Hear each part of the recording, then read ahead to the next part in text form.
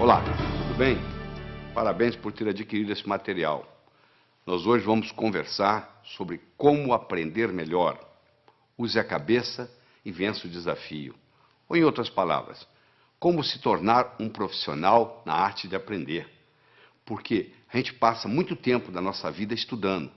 Só que, infelizmente, nós não somos ensinados a como estudar, a como tomar nota em sala de aula, a como memorizar, a como se preparar para a prova, como fazer prova.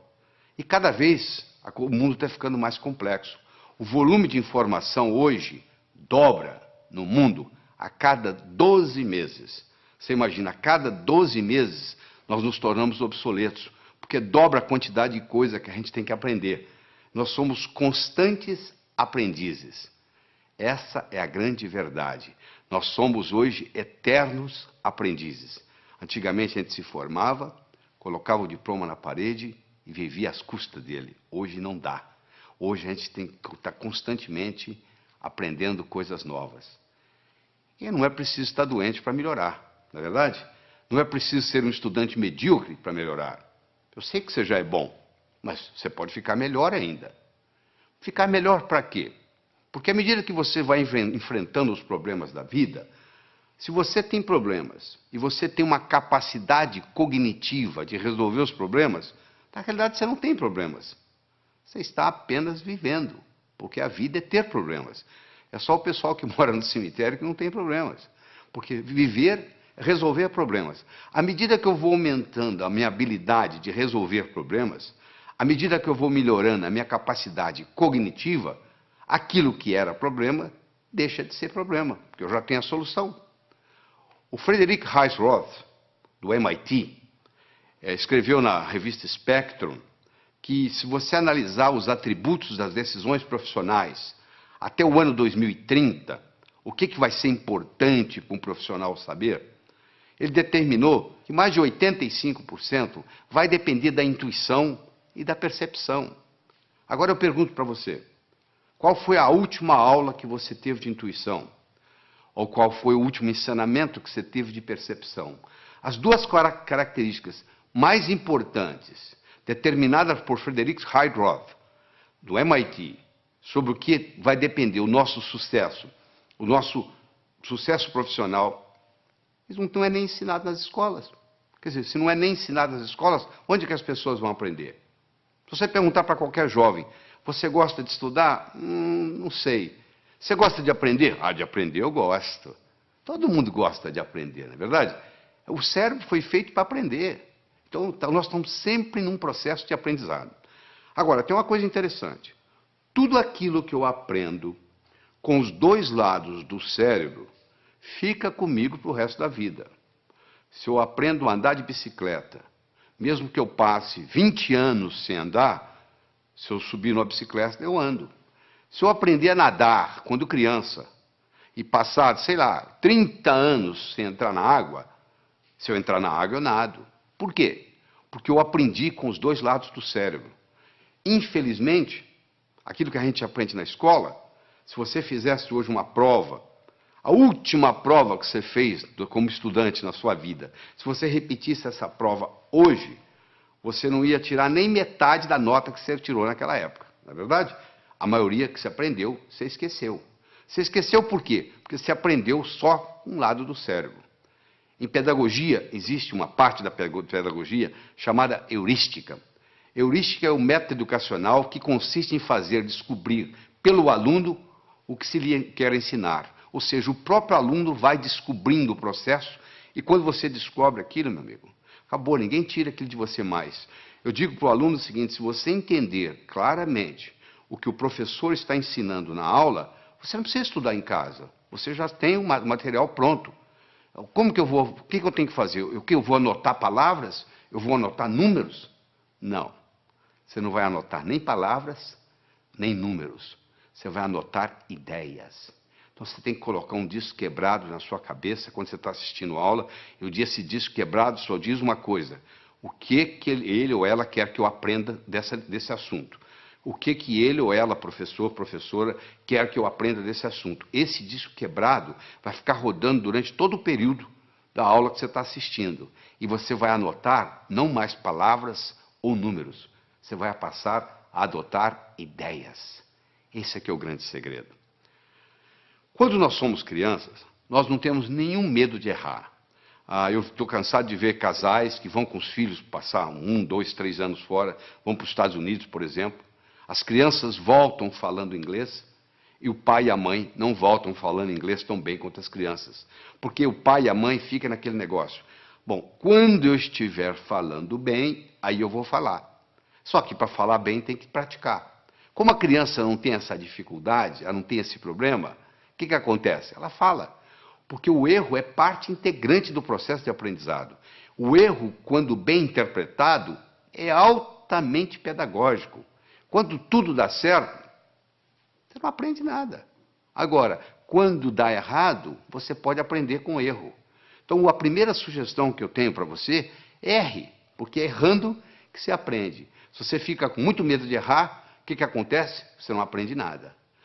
Existem pessoas que se fecham totalmente. Elas acham que já passou o tempo de escola, que agora não precisa aprender mais nada, que o que ela aprendeu é o suficiente para o resto da vida, o que não é verdade. Como o conhecimento dobra a cada 12 meses, aquilo que você aprendeu provavelmente vai servir muito pouco, porque muita coisa vai modificar. O mundo hoje não é mais de quem sabe. O mundo hoje é de quem aprende. Porque quem sabe pode saber coisas que são obsoletas, que não servem mais.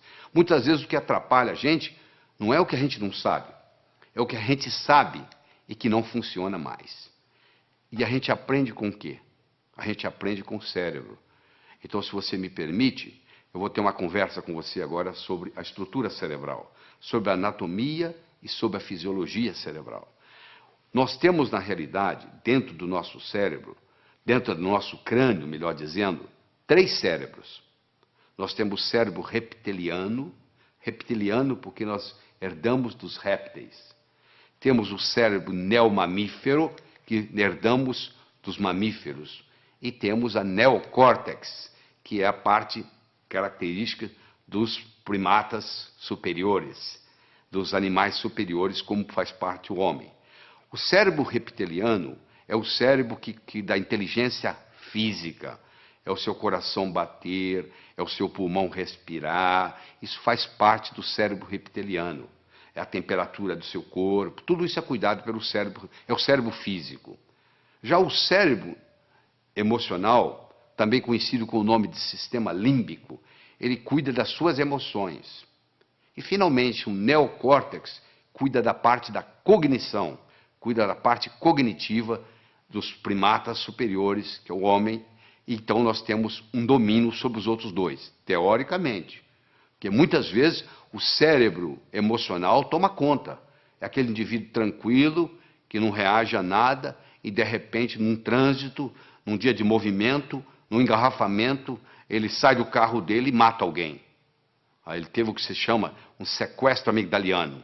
Ou seja, a amígdala dele, a amígdala cerebral, não é a amígdala da garganta, não. A amígdala cerebral, que é parte desse sistema emocional, tomou conta. É importante você entender isso, porque a parte emocional do cérebro, ela interfere na parte cognitiva. Ou seja, para nós pensarmos bem, nós precisamos da parte cognitiva em si e da parte emocional. Nós precisamos dos 2 componentes para fazer o pensamento. Antes a gente pensava que uma coisa era separada da outra. Hoje nós sabemos que não. O cérebro reptiliano nós herdamos dos répteis. O réptil não tem emoção. Se você tiver um jacaré ou uma serpente como animal de estimação, se você ficar 15 dias fora de casa, ela não vai ficar com saudades. Você não vai chegar, ela vai banar o rabinho como o seu cachorro faz. O seu cachorro não. Se você tem um cachorro, ele já tem uma estrutura límbica. Esse vai sentir saudades. Esse vai ficar alegre na hora que você chega. E o neocórtex, teoricamente, é para controlar tudo isso aí. Teoricamente, para controlar. Às vezes não controla. Esse neocórtex ele se divide em 2 hemisférios. O hemisfério esquerdo, que é lógico, que é matemático, que é verbal, que é digital, e o hemisfério direito, que é analógico, que é visual, que é intuitivo. É mais ou menos assim, um passarinho para voar precisa de 2 asas. Uma parte é racional, a outra parte é emocional. Fizeram estudos em 1940 e pouco, até o Roger Spear, que fez o estudo, ganhou o Prêmio Nobel de Medicina, mostrando que se você seccionar uma estrutura chamada corpo caloso, que separa o hemisfério esquerdo do direito, você vê que eles têm essas funções totalmente diferentes. E quando cerrado, quando cortado o corpo caloso, eles começam a trabalhar de uma forma independente e às vezes muito problemática. Alguns dos pacientes comissurotomizados, chamava-se comissurotomia essa cirurgia, um deles não conseguia sair de casa. Ele abotoava a camisa com a mão direita, desabotoava com a mão esquerda, abotoava com a mão direita, desabotoava com a mão esquerda. Porque um cérebro não coordenava com o outro. No cérebro está armazenada a nossa inteligência, que nos diferencia dos outros animais. O que é inteligência? Eu estou perguntando para você agora. O que você acha que é inteligência? Qual seria a sua definição de inteligência? Deixa eu lhe dar uma definição de trabalho. Inteligência é a habilidade em fazer distinções, fazendo visível o invisível e com isso podendo intervir. Se alguém estiver envenenando a minha água com arsênico e eu não sei, eu vou continuar tomando a água e posso morrer envenenado. Eu só vou parar de tomar a água se eu estiver consciente de que eu estou sendo envenenado. Ou seja, na hora que eu fiz a distinção que eu estava sendo envenenado, que eu parei de beber água.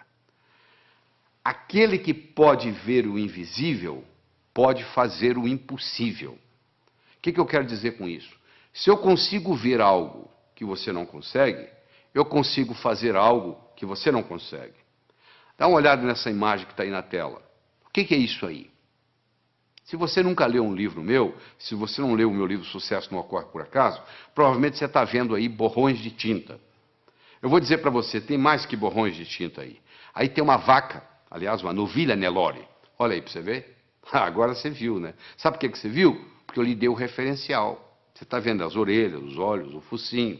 Está aí a vaca. Agora que você viu, agora que você tem o referencial, agora eu posso tirar o referencial daí, eu vou tirar, continue olhando para os olhos da vaca. Olha que interessante, agora você consegue ver a vaca. Por que você consegue ver? Porque eu lhe dei um modelo antes de você olhar para a figura. Aí você olhou, você teve o referencial, e aí depois que você teve o referencial, você consegue ver independente do referencial. Ou seja, você ficou mais inteligente para ver essa figura. Você agora vai ver coisa que outros que não estão treinados não são capazes de ver. Howard Gardner, o professor de Harvard, que está lá há muitos anos, desenvolveu o conceito das inteligências múltiplas. Ele começou dizendo que havia pelo menos 7 inteligências, hoje ele já chega a 9. Eu quero discutir com você aqui as 7 inteligências iniciais de Howard Gardner. A primeira inteligência é a inteligência lógico-matemática, que, em geral, os homens têm um pouco mais desenvolvido que as mulheres. Você deve conhecer vários matemáticos famosos. Me cita algumas matemáticas famosas. Provavelmente você teria dificuldade, não é verdade? Em geral, os homens são mais racionais do que as mulheres. Até as mulheres reclamam. Meu marido é racional demais. Exatamente isso. Eu tive a oportunidade de escrever um livro, Como Passar no Vestibular. Esse livro eu estudei 18 jovens que tiraram o primeiro lugar no vestibular em diferentes capitais do Brasil. Eu estudei esses jovens e mostrei como é que eles faziam para tirar o primeiro lugar no vestibular. Você imagina que em 40 mil candidatos, uma pessoa tira o primeiro lugar. Essa pessoa, ela tem algo diferente. Você tem que analisar o que ela tem de especial, porque ela tem algo diferente. Então vamos analisar o que é. Existem várias características que eu vou ter a oportunidade de discutir com você aqui durante essa apresentação. Mas uma delas é que eles tinham uma inteligência lógico-matemática diferente. Ou seja, a capacidade de raciocínio era diferente. E a boa notícia é que nós podemos desenvolver a nossa capacidade lógico-matemática. Eu vou mostrar mais tarde como que isso é feito. O Howard Gardner mostrou que a segunda inteligência que nós temos é a inteligência corporal. Um atleta, por exemplo, um atleta de Olimpíada, tem uma inteligência corporal superior à média. Os homens, em geral, têm uma inteligência corporal superior às mulheres. O recordista de 100 metros, hoje, não é uma mulher, é um homem. Ou seja, o homem tem uma força física maior, uma velocidade maior, uma estrutura óssea mais resistente, etc, etc, etc. Isso é uma inteligência corporal, que claro que pode ser melhorada se você tem os nutrientes apropriados para isso. Falando em nutrientes, já que nós estamos aqui como aprender melhor, eu quero fazer um comentário sobre o ômega 3. Está aí mostrando aí o livro famoso do Dr. Stoll, professor de Harvard, The Omega 3 Connection. Ele mostrando o seguinte, a importância do ômega 3 para o cérebro. Uma parte do nosso cérebro, aquela parte do sistema límbico, os neurônios, tem como principal nutriente o ácido graxo ômega 3. Infelizmente, na dieta ocidental, hoje nós temos 20 vezes mais ômega 6 do que ômega 3. E o ideal seria ter no máximo 3:1, e nós temos 20:1. E isso causa uma série de problemas, inclusive problemas de aprendizagem na escola. Muitos alunos têm problema de aprender na escola porque tem excesso de ômega 6 ou deficiência de ômega 3 no cérebro. Então, a pessoa que ingere maior quantidade de ômega 3 tem a facilidade de aprender mais. Se você tem filho que está na escola, pode checar isso. Se o seu filho começar a fazer uma dieta onde aumenta a ingestão de ômega 3, ele vai melhorar na escola. Outra coisa importante sobre alimentação que eu gostaria de conversar com você é o ovo. Existe um mito, nada mais do que um mito, de que o ovo aumenta colesterol. Isso não é verdade. Não existe nenhum trabalho científico mostrando que o ovo aumenta colesterol. O trabalho mais sério que tem sobre ovo, eles pegaram 30 estudantes de medicina de Harvard, deram 25 ovos por dia durante 3 meses, e sabe o que aconteceu com o colesterol? Baixou. O ovo é o segundo alimento mais completo. O primeiro alimento mais completo é o leite materno. O segundo é o ovo. O ovo só não tem uma coisa, vitamina C. O resto dele é completo. Então, se você quer melhorar a sua capacidade de aprender, passe a fazer um uso mais frequente de ovos. Claro que se você fritar o ovo, o que vai causar problema não é o ovo em si, mas a fritura. Então, se você ingerir um ovo frito, se causar algum problema, não é por causa do ovo. Não culpe o ovo. Não tem nada a ver com o ovo, é a gordura que você está fritando. E eu gostaria de, en passant, fazer um comentário aqui, que hoje existem as chamadas smart drugs. Existem hoje medicamentos, claro que você tem que procurar seu médico, conversar com seu médico sobre isso, mas existem hoje medicamentos que são capazes de ajudar a aumentar a inteligência. Hoje, com a neurociência, mostrou-se vários nutrientes cerebrais que podem aumentar a inteligência, a capacidade de raciocínio, a concentração. Tudo isso pode ser feito, claro que tem que ser feito sob orientação médica. Eu não vou citar aqui nenhum medicamento, você procura o seu médico, conversa e diz, fiquei sabendo que existe uma coisa chamada smart drugs. Ou melhor, entra na internet, entra no Google, digita lá Smart Drugs, que você vai ver que existe uma série de ingredientes, hoje específicos, para você aumentar a sua capacidade cerebral, fazer prevenção de Alzheimer, e etc, etc, etc. Bom, vamos voltar aqui à nossa inteligência. Nós já falamos de inteligência lógico-matemática, já falamos de inteligência corporal. Eu gostaria agora de falar de duas que, reunidas, formam o que se chama inteligência emocional, que é a intrapessoal, que é de você para com você, e a interpessoal, que é de você para com os outros, ou seja, a sua inteligência comunicativa. A inteligência intrapessoal feminina é superior à inteligência intrapessoal masculina. As mulheres têm uma intuição superior aos homens, as mulheres têm uma percepção superior aos homens, as mulheres têm uma vida intrapessoal mais rica do que nós homens. Isso está provado. As mulheres também têm uma inteligência interpessoal superior, ou seja, a capacidade de se comunicar, por várias razões. Primeiro que desde criança, para obter o que querem junto aos irmãos mais fortes fisicamente, elas já tinham a capacidade de persuasão. E segundo que elas têm uma inteligência linguística superior aos homens. Uma menina de 3 anos tem um vocabulário muito superior a um menino de 3 anos. Ou seja, as mulheres têm uma inteligência linguística, e isso superior aos homens, isso facilita no processo da comunicação. A próxima inteligência é a inteligência musical, que é mais ou menos equilibrada entre homem e mulher. E, finalmente, a sétima inteligência que eu quero mencionar aqui é a inteligência espacial, que o homem tem superior à mulher. A mulher ficava na caverna, o homem ia trabalhar. De metrô? Não. De ônibus? Não. Ele ia andando. Onde que era o escritório dele? Na selva. Ele ia caçar. Todo dia no mesmo lugar? Não. Um dia ia para o norte, outro para o sul, outro para o leste, outro para o oeste. E de noite ele tinha que voltar para casa. E ele tinha que sair fora dos inimigos, ele tinha que tomar cuidado para não confundir a caverna dele com a dos outros. Então ele desenvolveu esse senso espacial. Tanto é que quando o seu marido vai passear com você de carro e ele se perde, e você diz para ele assim, ô bem, para ali no posto e pergunta. Ele fala, não, eu sei onde eu estou. Até que ele se dá conta que ele não sabe. Aí ele fala o seguinte, eu vou parar e você pergunta, tá? Porque é uma vergonha o homem não saber voltar para a caverna.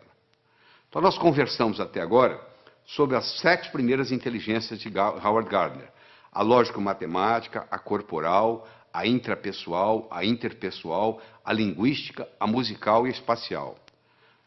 Agora eu quero conversar com você sobre como você aumenta essas inteligências. No processo de aprender, tem 3 modos básicos. Ou a gente aprende olhando, ou a gente aprende escutando, ou a gente aprende fazendo. Nem todo mundo aprende do mesmo modo. Tem pessoas que são visuais. Bate o olho, está resolvido. Tem pessoas que são auditivas, só precisa escutar. E tem pessoas que precisam fazer. Então você pergunta assim, tomar nota em sala de aula é bom ou ruim? Eu falo, depende do seu tipo de aprender. Se você é o tipo sinestésico de aprender, tomar nota em sala de aula vai te fazer uma diferença enorme, porque você tem que estar anotando. Agora, se você é do tipo visual ou do tipo auditivo, já não faz muita diferença. Olha que interessante. Às vezes uma família tem uma criança, um filho, todo mundo na família sabe que aquela criança é super inteligente. E a criança não se dá bem na escola. E vem reclamações, etc. e tal. E aí eles taxam que essa criança tem o que se chama de learning disability. Ou seja, tem uma dificuldade de aprendizagem. Só que essa criança, muitas vezes, ela é sinestésica. E o sistema ensinado na escola, em geral, é audiovisual. O professor, a professora, o que fala, escreve lá no quadro. E essa criança é inquieta, porque ela tem que fazer, ela é sinestésica. E ela não aprende. Não é porque ela não tem a capacidade de aprender, é porque o sistema de ensino não está apropriado a ela. Não é uma learning disability, é sim uma teaching disability. Esses que não estão sabendo ensinar. Existem testes, você pode fazer teste, eu tenho livros sobre a comunicação global, no último capítulo tem um teste, você pode olhar, você faz um teste em 10, 15 minutos, você tem uma ideia, se você é mais visual, se você é mais auditivo, se você é mais sinestésico. E isso faz uma diferença enorme, às vezes você está aprendendo do modo errado, às vezes você não é um estudante brilhante, porque você está tentando aprender num canal diferente daquele que é característica sua. Eu quero falar sobre uma outra coisa muito importante aqui, é sobre o movimento dos olhos. Você já percebeu que à medida que você vai conversando, os seus olhos estão movimentando em todas as direções? Pois é, basicamente, nós podemos colocar os nossos olhos em 9 posições diferentes. Você pode olhar para cima, para a esquerda, para o centro, para a direita. Você pode olhar na horizontal, para a esquerda, para o centro, para a direita. Você pode olhar para baixo, para a esquerda, para o centro, para a direita. Bom, vamos tirar as posições centrais, porque não tem nada a ver com a nossa aula aqui hoje, com a nossa conversa aqui hoje. Sobram 6 posições, 2 para cima, 2 na horizontal, 2 para baixo. Não é verdade? Todas as vezes que você movimenta os seus olhos para cima, você ativa a parte visual do cérebro. Toda vez que você move os seus olhos na horizontal, você ativa a parte auditiva do cérebro. E toda vez que você olha para baixo, para a sua direita, você ativa a parte sinestésica do cérebro. Então, se eu, por exemplo, quero recordar algo, qual foi a cor da camisa que eu usei domingo passado? Pode ver que na mesma hora meu olhar vai subir. Vai subir para quê? Para procurar a cor da camisa. Ora, se eu olho para cima, para a minha esquerda,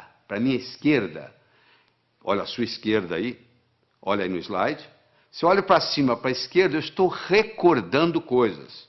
Se eu olho para cima, para a minha direita, eu estou construindo coisas.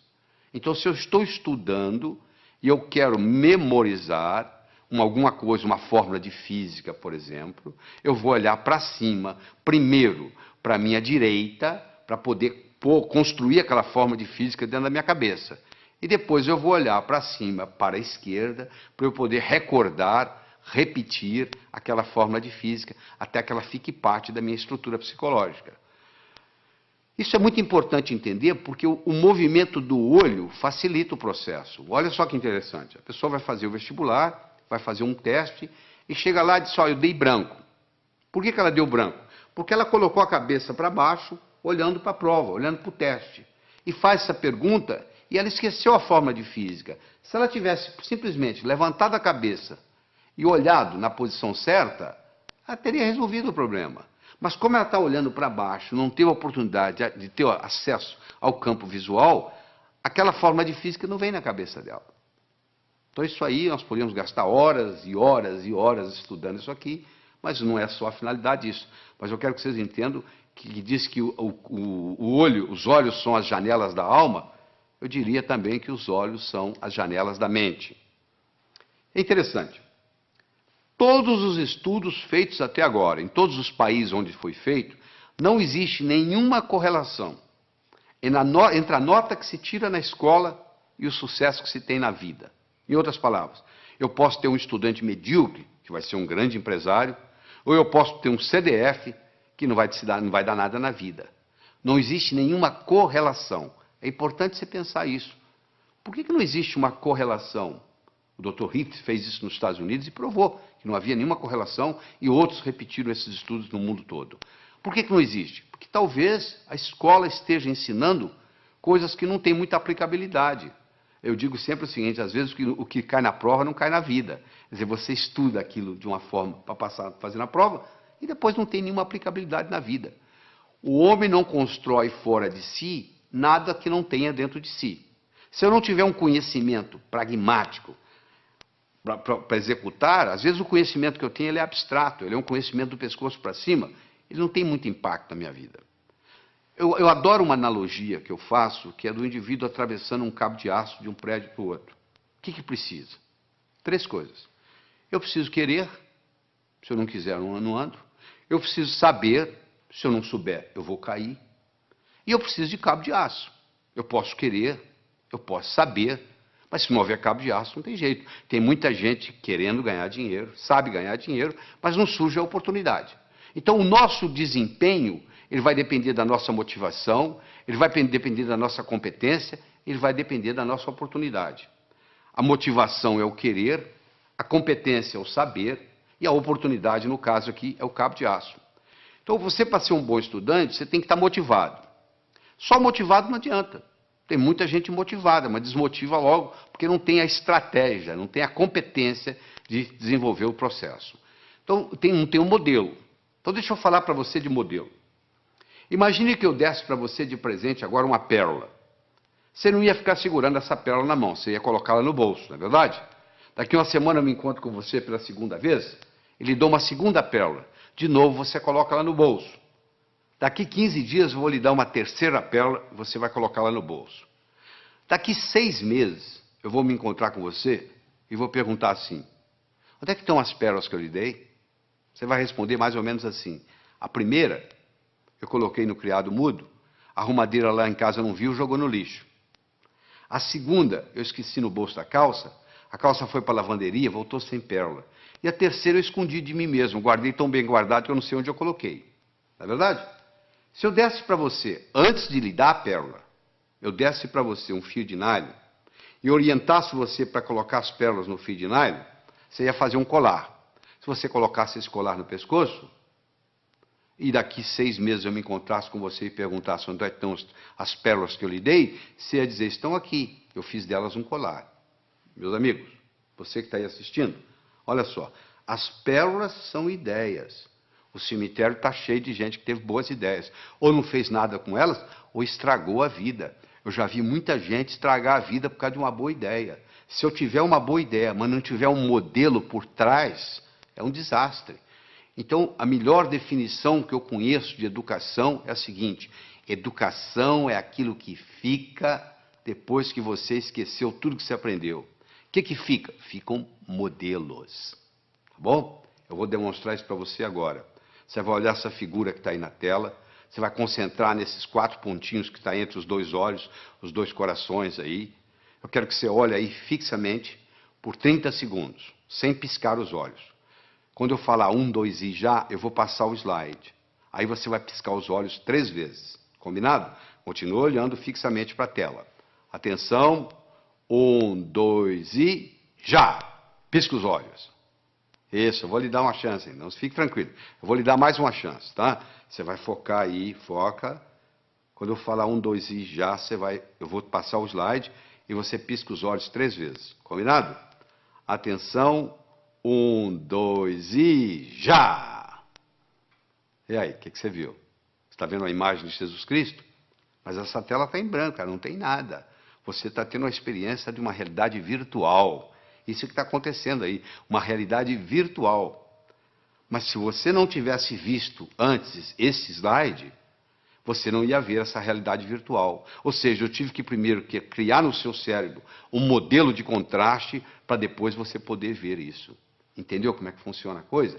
Então, quando eu tenho um modelo, fica fácil eu identificar. Eu vou confirmar isso agora com você. Escolha qualquer número, pode escolher o que você quiser. Pega um papel, uma caneta para você fazer esse exercício, se for o caso. Eu quero que você escolha qualquer número entre 17 e 77. Quero que você acrescente 7 a esse número. Acrescentou? Muito bem. Eu quero que você multiplique a soma por 2. Então você vai escolher um número entre 17 e 77, você vai acrescentar 7, você vai multiplicar a soma por 2, dessa soma você vai subtrair 4. Aí agora você divide o resultado por 2. Então você escolheu o número, você acrescentou 7, você multiplicou a soma por 2, você subtraiu 4 e você dividiu o resultado por 2. Agora você subtrai o número original. Subtraiu? Pois é, você sabe qual é o resultado? Não precisa falar não que eu já sei. 5. Sabe por que eu sei? Porque eu criei um algoritmo cujo resultado dá 5. Você quer ver? Olha só, eu criei um algoritmo assim. Você escolhe um número X, você acrescenta 7 a esse número, tá certo? Aí você pega esse resultado, x mais 7, multiplica por 2, dá 2x mais 14. Você pega esse 2x mais 14, você tira 4, dá 2x mais 10. Você pega esse 2x mais 10, divide por 2, dá x mais 5. Você tira o número original, que é x, o que sobra? 5. Não é mágica, não, isso é tecnologia. O resultado vai dar 5, não tem nenhuma dúvida. Então, eu criei um algoritmo cujo resultado é 5. Do mesmo modo que eu posso criar um algoritmo para ter sucesso profissional, e o resultado vai ser sucesso. Então, quando eu tenho um algoritmo, quando eu tenho um programa testado, e eu coloco aquilo na minha estrutura psicológica, o resultado é muito simples. Quer ver? Eu vou fazer mais um teste com você. Eu quero que você conte quantos triângulos você consegue ver nessa figura. Eu sei que tem triângulos aí, mais variados. Ó. Tem o triângulo AG, AGB, tem o BHC, e assim vai. Se nós pudéssemos ficar aqui uma meia hora conversando, você ia começar a descobrir triângulos para cá. Você diz, peraí, tem um triângulo aqui que é o ADB que eu não contei. Ih, peraí, tem o AEB. Olha, vai aparecendo, vai aparecendo, vai aparecendo. E eu quero saber se hoje o salário seu desse mês depende de você descobrir quantos triângulos tem aí. E eu vou obter resultados diferentes, dependendo do aluno que tiver, ou quem estiver fazendo isso. Mas se eu lhe der um modelo que eu vou dar agora, olha só que bonito. Nós temos 10 triângulos simples. Olha lá, o triângulo AGB, BHC, CHI, CID, DIJ, DJE, EJF, EFA, AFG e chega no AGB. Ou seja, você conta, tem 10 triângulos simples. Muito bem. Tem 10 triângulos duplos. O que é triângulo duplo? Eu tenho um triângulo que é o AHB, que é um triângulo duplo, ele tem 2 dentro dele. Eu tenho um triângulo que é AFB, ele também é duplo.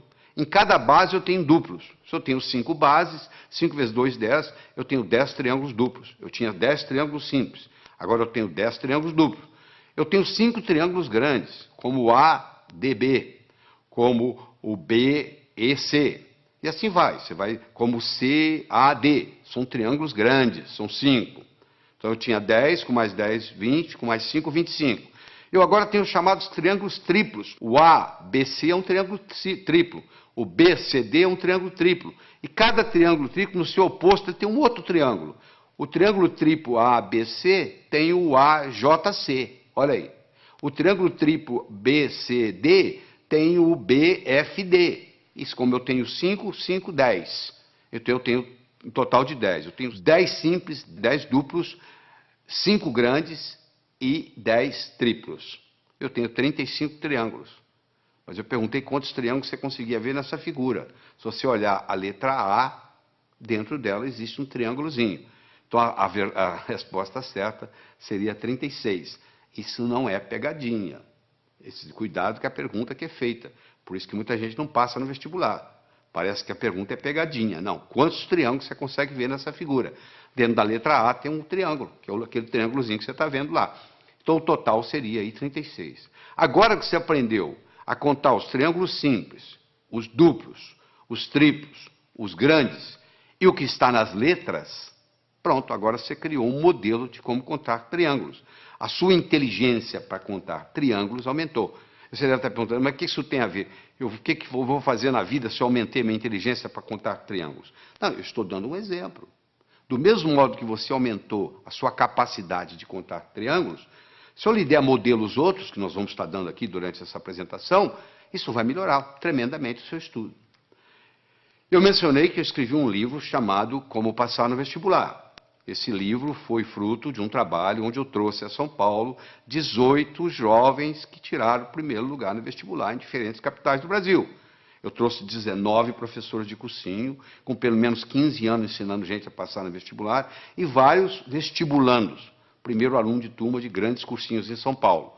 Durante 12 horas, nós respondemos apenas uma pergunta. O que faz um jovem passar em primeiro lugar no vestibular? E depois de toda essa análise, nós descobrimos 3 coisas básicas que existem em todos os que passam em primeiro lugar. Primeiro é a autoconfiança. Só a autoconfiança não faz você passar no vestibular. Sem autoconfiança, você não passa no vestibular. Então, nós vamos ensinar a desenvolver a autoconfiança. Isso é importante. Aquele branco que dá na prova, muitas vezes, é falta de autoconfiança. Então, a autoconfiança é fundamental. Todos esses jovens que passaram em primeiro lugar no vestibular tinham confiança de que iam passar no vestibular. Essa é a primeira coisa. Segundo, todos eles tinham motivação para estudar. O vestibular não era um obstáculo, era uma etapa. Porque a visão deles estava lá na frente. O que eles iam fazer depois de formado? Eles já estavam pensando lá na frente. E aquele vestibular era nada mais, nada menos do que uma etapa, e não um obstáculo. E todos esses 18 jovens que tiraram o primeiro lugar, eles tinham estratégia em tomar nota em sala de aula, estratégia em se preparar para a prova, estratégia em fazer prova, estratégia em estudar em casa, tudo isso, estratégia em ler, estratégia em memorizar, todos eles, sem exceção, usavam mnemônicos, usavam um processo de memorização, provando que todos nós temos uma ótima memória. Às vezes nós não sabemos usar essa memória. A Helen Keller, que, como você sabe, era surda, era cega, e etc, etc, etc, e acabou sendo uma grande escritora, eu recomendo você ler a biografia de Helen Keller, que é fabulosa, ela tinha uma frase famosa que ela dizia assim: jamais alguém concordará em rastejar se sentir um impulso para voar. Todo ser humano tem um impulso para crescer, faz parte do espírito humano. A pessoa nunca chega e fala, eu quero piorar. Todo mundo está querendo melhorar, não é verdade? Você, eu, todos nós estamos querendo melhorar. Agora, que infelizmente, uma pequena minoria consegue isso, que a maioria navega na vida, a deriva. Por quê? Porque lá na escola o professor não soube ensinar a pessoa como estudar. Porque já que você vai estudar há tantos anos, já que você vai depender de tudo isso, da leitura, tanto tempo, nós brasileiros lemos numa velocidade muito lenta. Nós temos um problema muito grande com leitura. E eu vou ter a oportunidade de discutir isso aqui com você. Mas deixa eu começar a desenvolver com você a inteligência lógico-matemática. Então eu tenho um probleminha aí, olha que bonito.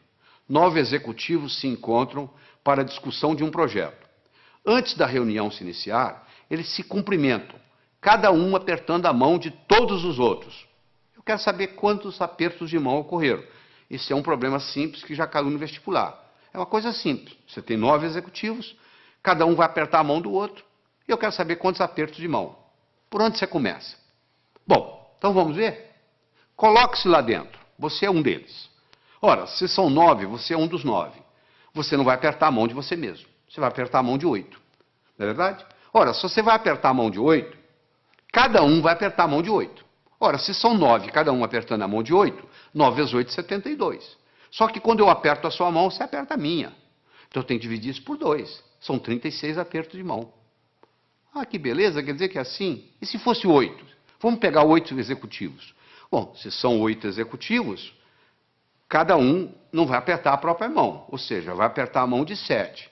Cada um dos 8 vai apertar 7 mãos. 8 vezes 7, 56. Dividir por 2 dá 28. Ah, e se fossem 6 executivos? 6 vezes 5, 30. Não é verdade? Dividir por 2, 15. 15 apertos. Olha que bacana, aí eu chego a um algoritmo, que eu tenho que multiplicar o número de executivos vezes o número de executivos menos 1, dividido por 2. Se eu tivesse 10 executivos, você me responde agora, quantos apertos de mão? 10 vezes 9, 90, dividido por 2, 45. 45. Quanto tempo você gastou para fazer isso? 1 segundo. Por que você gastou 1 segundo? Porque eu criei no seu cérebro um algoritmo. De repente, nesse assunto, você ficou mais inteligente. Se eu começo a criar algoritmos básicos para você, esses algoritmos básicos vão criando, vão aumentando a nossa inteligência lógico-matemática. Eu disse no começo e vou repetir, que inteligência é coisa que se aprende, é coisa que se adquire. Só 15% da nossa inteligência é herdada. 85% é adquirida. Em qualquer fase, em qualquer idade, em qualquer profissão, nós podemos melhorar a nossa inteligência. Essa é que é a boa notícia que eu tenho aqui para todos nós. Fundamental. Você acabou de aprender e agora. Quer dizer, quando você encarar um problema desse, 9 executivos, 10, 11, 12, 8, 7, agora que você tem o algoritmo, ficou relativamente simples. Deixa eu conversar um pouquinho sobre a autoconfiança. Se eu colocar uma tábua de 40 centímetros de largura, 10 metros de comprimento aqui no chão, você consegue andar nela. Essa mesma tábua colocada entre 2 postes, já não é a mesma coisa. Você vai lá e treme na base e não anda. Fazer a prova sozinho em casa é uma coisa. Fazê-la no dia do teste, no dia do concurso, no dia do vestibular, é outra coisa muito diferente. É mais ou menos assim, em casa eu estou andando com a tábua no solo. E lá no dia eu estou andando com a tábua lá em cima. Então tem muita gente que se assusta, porque quando chega na hora do teste, chega na hora da prova, chega na hora do vestibular, chega na hora do concurso público, treme na base. Porque é como se estivesse andando na tábua lá em cima. Então essa parte é muito importante. No atletismo é a mesma coisa. Às vezes o jogador perde o jogo, às vezes o time perde o jogo porque o jogador não tem autoconfiança. Ele teve uma briga com a namorada, entra em campo psicologicamente mal, cai o nível de rendimento, faz uma besteira, e ali começa aquela história, e dali para frente você já viu o que acontece. Então é muito importante nós entendermos esse aspecto. Deixa eu dar só um exemplozinho. Vamos imaginar que você gosta de futebol, tá? Que você está domingo à tarde assistindo uma partida de futebol. E o seu time, fizeram um pênalti contra o seu time, e o atacante principal do seu time vai bater o pênalti. E ele bate o pênalti, só que a bola pega na trave. Se você observar esse atacante, nos próximos 10 minutos, ele joga mal. Por que ele joga mal? Porque ele fica ruminando aquilo, poxa, perdi uma oportunidade de fazer meu time ganhar, poxa, perdi o pênalti. Então, até ele se recuperar daquilo, leva um tempo. Imagina você está fazendo uma prova de 80 perguntas. Você tem 4 horas para terminar a prova. Você encara o primeiro problema. Você fica 7, 8 minutos no problema e não consegue resolver. Sabe como é que a sua autoestima faz? Vai lá no pé. Pronto, a sua autoconfiança acabou. O resto da prova você já não tem o mesmo desempenho mental. Olha que interessante. Para fazer prova existe estratégia. Você quer estratégia? Você lembra quando você era criança, você jogava vareta? Soltava as varetas na mesa? Qual que você pegava primeiro? A mais fácil. E depois? A mais fácil. E depois? A mais fácil. Você não ia buscando a mais fácil? Então, na prova é a mesma coisa. Você tem que pegar a prova e dividir ela em questões A, B e C. A são aquelas perguntas que você sabe responder. B são aquelas que você sabe responder, mas que vai dar um pouco de trabalho. E C são aquelas que você não sabe se vai responder. Você responde às A's, marca as B's e pula as C's. Aí quando você terminar as A's, você já fez bastante ponto, a sua autoestima já está elevada, você vai e resolve as B's. Se sobrar tempo, você vai encarar as C's. E se não der, você então entra com a estratégia de chutar. Você entendeu? Mas é uma estratégia simples, é a estratégia de jogar vareta. Mas uma pessoa que não tem essa estratégia simples na cabeça, Ela encara uma prova, um concurso, ela pensa que tem que responder na ordem, 1, 2, 3, 4, 5, 6. Por azar, ela pega uma pergunta que é difícil para ela, que ela não sabe a resposta, e ela perde ali 6, 7, 8 minutos e sai dali desanimada, já a autoestima já lá embaixo. Olha o impacto que tem. Uma explicação simples dessa, olha a contribuição que faz para você, olha a diferença que isso faz. Vamos continuar no nosso processo lógico-matemático? Então eu tenho mais um probleminha para você. Olha aí. Um comerciante comprou uma cadeira por $70. Vendeu-a logo em seguida por 80. Comprou de volta a mesma cadeira por 90 e vendeu-a novamente por 100. Quanto foi o lucro dele nessa transação? Então ele comprou a cadeira por 70, vendeu por 80.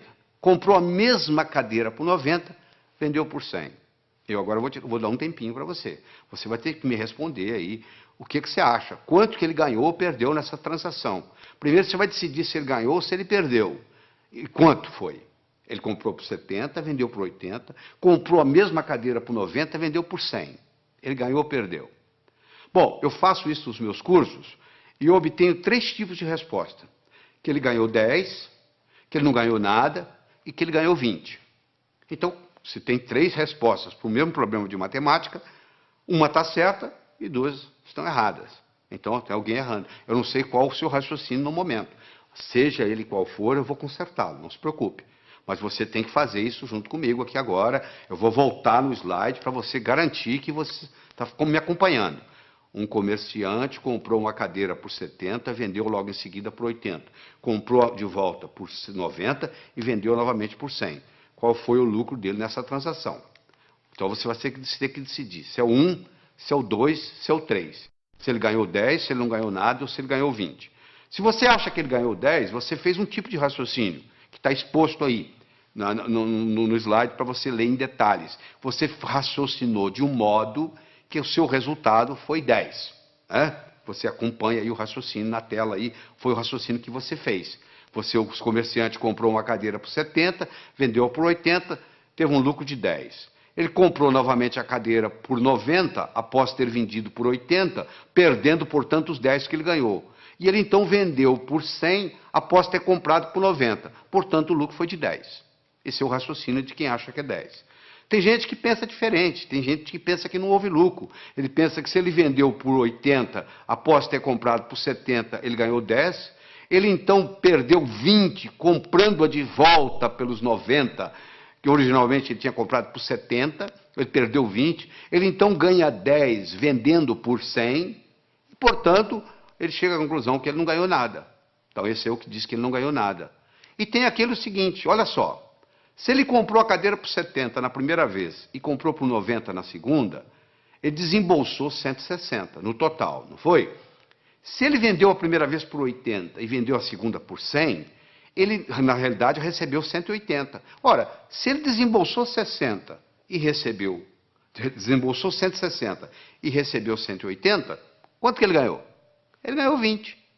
É só se imaginar que você tem um bolso para comprar e um bolso para vender. O que sai e o que entra. Olha que interessante, se eu tivesse dito para você assim, um comerciante comprou uma cadeira por 70, vendeu por 80. No mesmo dia ele comprou um relógio por 90, vendeu por 100. Quanto que ele ganhou? Você não teria nenhum problema em responder. Ele ganhou 10 da cadeira, ganhou 10 do relógio, ganhou 20. Como eu falei que era a mesma cadeira, eu já compliquei a sua vida. Olha o que a linguagem faz na vida da gente. A linguagem pode facilitar o nosso processo, ou pode complicar o nosso processo. Você acabou se complicando apenas por um processo linguístico. Isso é um problema de vestibular, caiu em vestibular já justamente confundindo, parecendo uma pegadinha. Na realidade não é pegadinha. Isso aí é para mostrar o raciocínio e mostrar a influência que tem. Então uma pessoa pode muito bem melhorar sua capacidade de raciocínio. Eu tenho aqui 4 pilares do raciocínio. Um eu chamo de passo a passo, o outro eu chamo de visualização, o outro eu chamo de reformulação e o outro eu chamo de exclusão. Esses são os 4 pilares. Quando eu ensino para a pessoa a trabalhar com esses 4 pilares, essa pessoa automaticamente melhora a sua inteligência lógico-matemática. Então vamos fazer o seguinte, vamos começar com passo a passo. Eu tenho as seguintes cores. Eu gosto do laranja mais do que eu gosto do vermelho. Eu gosto do verde menos do que eu gosto do azul. Eu gosto do azul menos do que eu gosto do anil. Eu gosto do vermelho menos do que eu gosto do violeta. Eu gosto do verde mais do que eu gosto do amarelo. Eu gosto do violeta mais do que eu gosto do anil. E eu gosto do laranja menos do que eu gosto do amarelo. Qual é a minha cor favorita?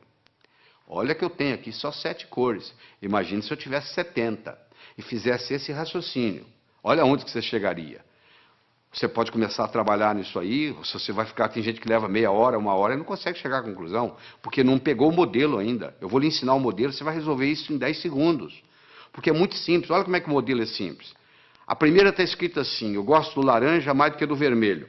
Então laranja passa a ser a minha cor favorita. Eu vou procurar onde é que tem laranja, vai lá no 7 tem laranja. Lá está dizendo que eu gosto mais do amarelo do que do laranja. O amarelo passa a ser a minha cor favorita. Eu vou procurar onde tem amarelo. Eu vou lá no 5, tem amarelo. Eu gosto do verde mais do que do amarelo. O verde passou a ser a minha cor favorita. Vai lá no 2, onde está o verde. Olha lá. Eu gosto do verde menos do que do azul. O azul passou a ser a minha cor favorita. Eu vou onde tem azul. Eu vou lá no 3, tem azul. Eu gosto do azul menos do que eu gosto do anil. Anil passou a ser a minha cor favorita. Eu vou lá no 6, olha lá. Eu gosto de violeta mais do que eu gosto de anil. Violeta passou a ser a minha cor favorita. Eu vou lá no 4, onde tem violeta, e confirmo.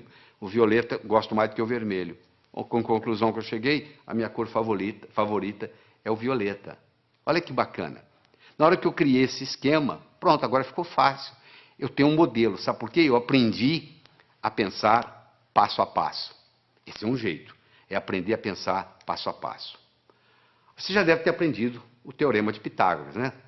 O quadrado da hipotenusa é igual à soma dos quadrados dos catetos. Se a minha hipotenusa é 5, que no caso aí é o A, o quadrado de um dos catetos é 4, 4 vezes 4, 16, do outro é 3, 3 vezes 3, 9, 16 e 9, 25, o quadrado de 5 é 25. Não é isso? E daí? O que eu vou fazer com esse? O quadrado da hipotenusa é igual à soma dos quadrados dos catetos. O que isso vai ter? A aplicabilidade que isso vai ter na minha vida? Olha aí na figura. Você está vendo aí, ó? Está aí a hipotenusa, que são 25 quadrados. Um cateto, que é o B, é 4, dá 16 quadrados. O outro é 3, dá 9. 16 e 9, 25. Se eu estou numa arquitetura, numa construção, eu quero construir 2 salões que correspondem a um terceiro. Olha aí, se eu uso isso aí, está resolvido o problema. Olha a aplicabilidade que isso tem. Agora que você visualizou, você entendeu a aplicabilidade, agora você tem motivação para aprender. Então, uma coisa é o passo a passo, outra coisa é a visualização. O terceiro pilar do pensamento é a reformulação. Quanto que é 2/3 de uma metade? Você sabe? 2/3 de uma metade. Metade de 2/3 é 1/3. Então, você reformulou, mudou a ordem e resolveu. Às vezes você não resolve o problema porque você não está sabendo reformulá-lo. Você reformulou, você está numa prova, reformula o problema. Às vezes você não resolve daquele jeito. Você tem dificuldade em dizer quanto é 2/3 de uma metade, mas você não tem dificuldade em dizer quanto que é metade de 2/3. Falou? E, finalmente, nós vamos conversar sobre o pilar da exclusão.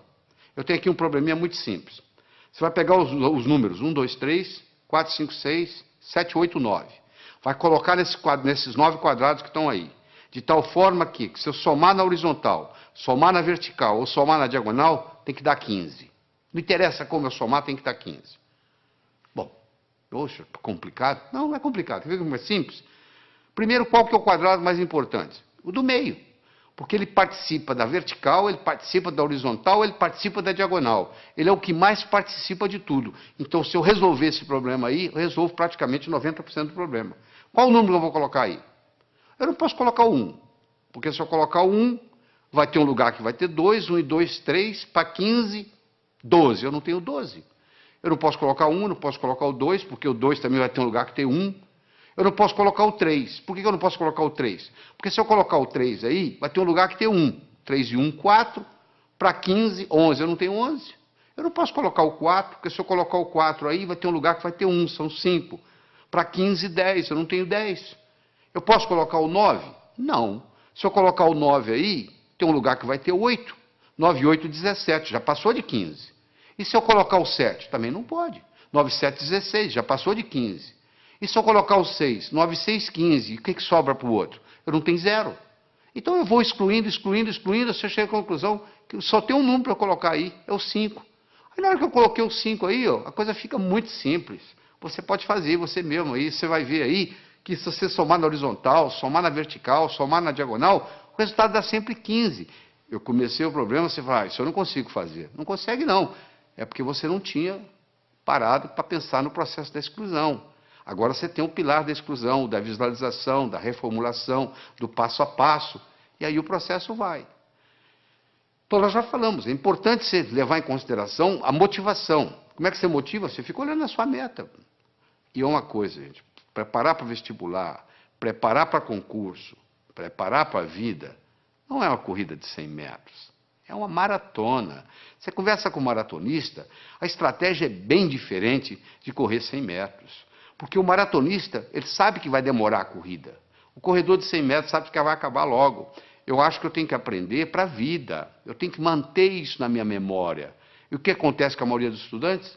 Aprende, esquece, aprende, esquece, aprende, esquece. E diz assim, minha memória é ruim, a memória não serve para nada. Não é só a memória que é ruim, é porque você não sabe usar a sua memória. Deixa eu lhe ensinar 3 segredos. A memória gosta de movimento. Uma coisa é eu pensar num cachorro parado, outra coisa é pensar num cachorro correndo. É totalmente diferente. Aquelas memórias que você tem na sua mente, elas estão lá na forma de filmes e não na forma de slides. Se você memoriza coisa parada, você esquece. Se você memoriza em movimento, você vai se lembrar sempre. Segundo, existem estudos mostrando que o professor que trabalha com giz de 2 cores aumenta em 19% o desempenho da classe que ele está lecionando. Porque você usando mais de uma cor, você estimula outras áreas do cérebro. Se você trabalha só com preto e branco, você está trabalhando com a área esquerda, o seu hemisfério esquerdo do cérebro. Se você trabalha com colorido, outra cor qualquer, você está trabalhando com o lado direito. Então você procura estudar com a caneta de pelo menos 2 cores. Terceiro, você tem que exagerar. Uma coisa é você pensar num cachorro, outra coisa é você pensar num cachorro do tamanho de um elefante. Ora, se eu vou guardar uma fórmula de física, eu imagino a fórmula de física do tamanho de um prédio. Eu coloco ela na minha cor favorita e eu ponho ela piscando. Aquilo nunca mais sai da minha cabeça. Eu vou memorizar um telefone, eu imagino os números do tamanho de um prédio. Eu imagino os números coloridos, eu imagino os números piscando. Pronto, aquilo ali memoriza. Então não existe essa história de memória ruim. Todos temos uma boa memória. Se você tem um carro novinho e você não sabe dirigi-lo, ele não vai ter nenhuma utilidade para você. Você não vai culpar o carro. É a sua habilidade de dirigir que tem que melhorar. A sua memória não tem problema nenhum, só que você não sabe usá-la. Isso é diferente. Então ela gosta de movimento, ela gosta de cores, ela gosta de exagero, ela gosta de mnemônicos. Todos esses jovens, 18 jovens que eu estudei, que tiraram o primeiro lugar no vestibular, todos eles, sem exceção, trabalhavam com mnemônicos. Você quer ver um mnemônico simples? 30 dias tem abril, junho, setembro e novembro. De 28 só a 1, todos os demais 31. Pronto. Se o mês tem 30 ou tem 31 dias, está aí para você na tela aí, o mnemônico para você olhar. Então você tem que criar seus próprios mnemônicos, um jeito de você fazer para facilitar a sua memória. Todos os 18 jovens não só trabalhavam com mnemônicos, mas trabalhavam com fichas de revisão. Eles faziam verdadeiros baralhos, baralho de física, baralho de química, baralho de biologia, e eles iam colocando aquilo ali, fazendo toda noite antes de dormir, eles faziam uma revisão. A medicina mostra que os últimos 20 minutos, o que você vivencia nos últimos 20 minutos antes de dormir, rumina na sua cabeça a noite toda. Se você estuda o dia inteiro, vai assistir televisão e vai para a cama, o que vai ruminar não é o que você estudou durante o dia, é a televisão que você assistiu. Então você estuda o dia todo, vai, assista a sua televisão merecidamente, volta à mesa de estudos, estuda mais 10, 15 minutos, aí você vai para a cama, aí você vai passar no concurso, você vai passar no vestibular, porque você está ruminando a noite toda aqueles 15 minutos de revisão. E aí vem a hora da revisão. Você tem que ter como se fosse você vai ter que ter um fichário, como se fosse um baralho mesmo. Um baralho de física, um baralho de química, um baralho de biologia, e você passa o olho ali, vai passando o olho. Repetição é a mãe do aprendizado, não é verdade? Como é que você aprendeu a andar? Você levantou, caiu, levantou, caiu, levantou, caiu, até que um dia você andou. Então é muito importante você entender isso. É muito importante você colocar ritmo e rima, é muito importante você... o contexto. É fundamental o contexto. Você não tem ideia do contexto. O contexto é assim, quer ver? Onde é que eu coloquei a chave? Onde é que eu coloquei aquela chave? Você não consegue se lembrar. Aí, de repente, você entra naquele quarto. Coloquei ali, porque você entrou no contexto onde estava a chave. Ora, se eu estou lá na prova, eu estou tentando lembrar aquela fórmula de física, eu não consigo lembrar a fórmula de física, não consigo me lembrar, aí eu fecho os olhos, me transporto para a minha mesa de estudos, lá onde eu estudei aquela fórmula, de repente vem na cabeça.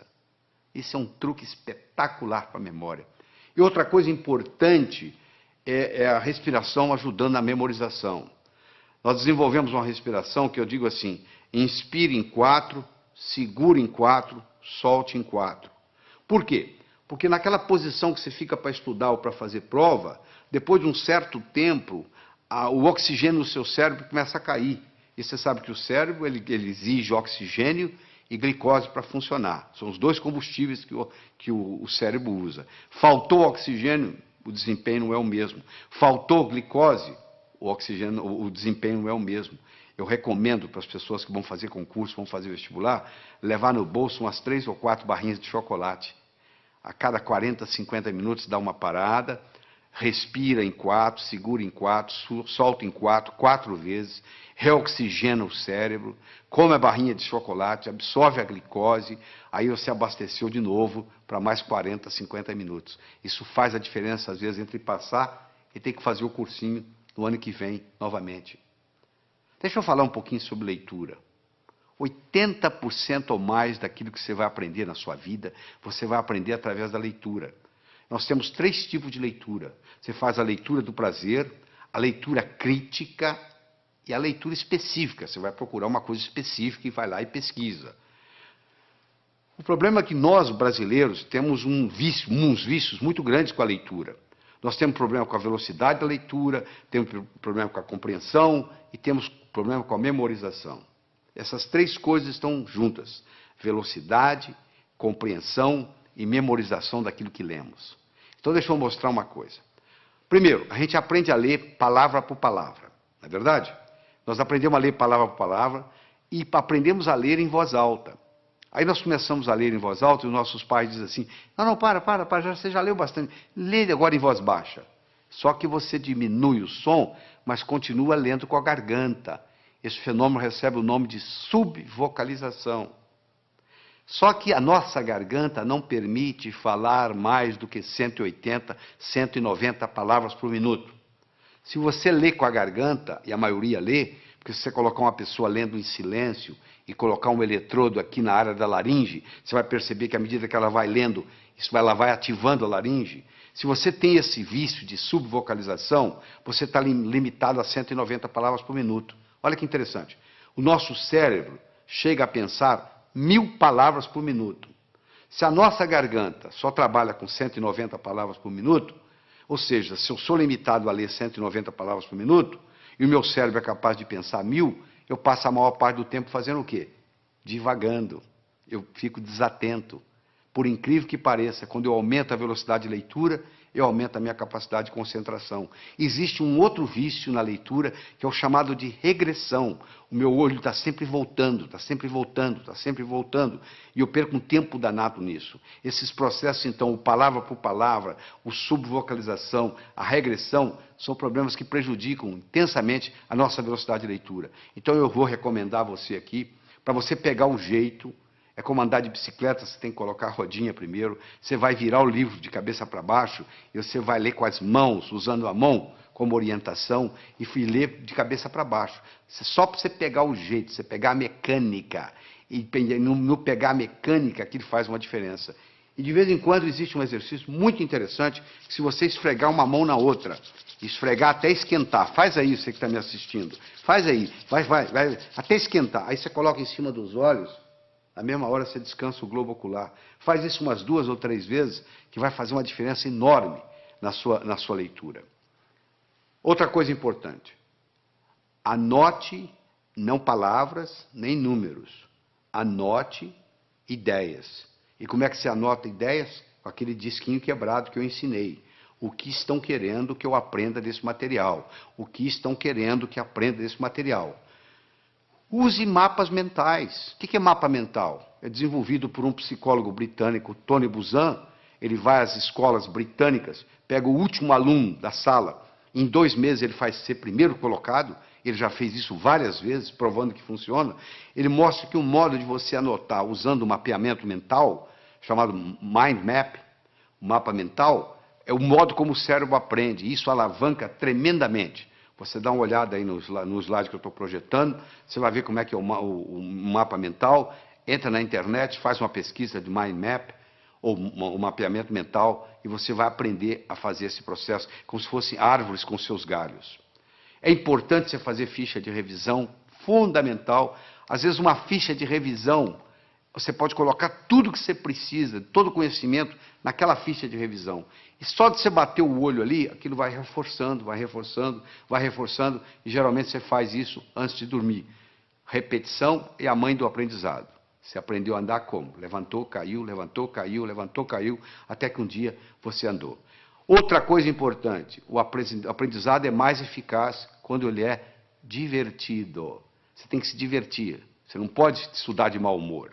Você tem que substituir suas anotações lineares por mapas mentais. Você tem que procurar trabalhar com pelo menos 2 cores diferentes. Você tem que associar sempre a teoria à prática. Você tem que fazer períodos de estudo de no máximo 50 minutos, com mais ou menos 12 minutos de descanso. Depois de 50 minutos, o rendimento cerebral cai tremendamente. Você continua a aprender, mas não retém. Faça resumo de ideias em fichas de revisão e revise-as diariamente. Todo esse processo está aí, ó. É você aprender a aprender. Isso é que é importante. É aprender a aprender. Isso é que interessa. Porque depois que você aprendeu a aprender, você se torna o capitão do seu navio, meu amigo. Você aí, o limite, o céu é o limite. Você não vai depender mais de ninguém. Eu espero que, eu acredito que você tenha que assistir esse material de novo, de novo, de novo, escutar com carinho, voltar nos problemas, para poder se reter isso aí. Você precisa mais de uma vez estar exposto a esse material. Você precisa de algumas horas de voo. Eu vou contar uma história e aqui vou terminar essa nossa participação aqui. Tá bem? Diz que uma vez, numa noite fria de inverno, 2 pássaros estavam empoleirados no galho de uma árvore. Um gavião e um pombo. O gavião então perguntou para o pombo: seu pombo, quanto que pesa um floco de neve? O pombo, sem querer conversa, laconicamente responde: praticamente nada. O gavião então disse: pois é, no inverno passado, numa noite como essa, nevando como agora, eu não tinha o que fazer, nem com quem conversar, eu estava empoleirado num desses galhos aqui por perto, eu comecei a contar os flocos de neve que caiu no galho onde eu estava. Quando chegou em 2.515.223, o próximo floco que caiu, o galho quebrou. Quando o gavião terminou de contar para o pombo a história, o galho onde eles estavam empoleirados também quebrou. Quem sabe esse material que você está participando, que você vai reler, reestudar, reescutar, etc, etc, etc, talvez seja o próximo floco de neve que vai quebrar o seu galho para o resto da vida. Porque hoje, no mundo do conhecimento, antigamente, na época da terra, valia quem tinha terra. Na era industrial, valia quem tinha dinheiro. Hoje a moeda mudou e muita gente não se deu conta disso. A moeda hoje se chama conhecimento. Você é rico ou você é pobre em conhecimento. Então, você aprendendo a aprender, você alavanca a sua vida para poder adquirir mais conhecimento e, com isso, aumentar a sua riqueza. Evite o mal, faça o bem, viva a sua vida extraordinariamente. Tchau. Isso faz uma diferença enorme. Às vezes você está aprendendo do modo errado.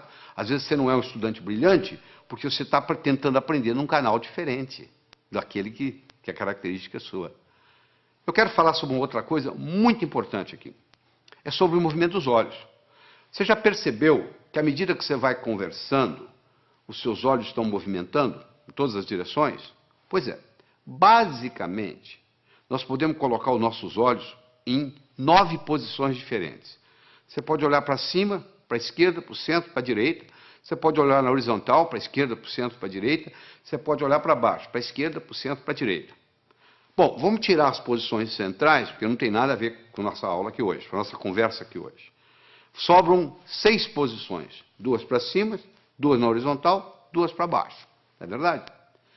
Todas as vezes que você movimenta os seus olhos para cima, você ativa a parte visual do cérebro.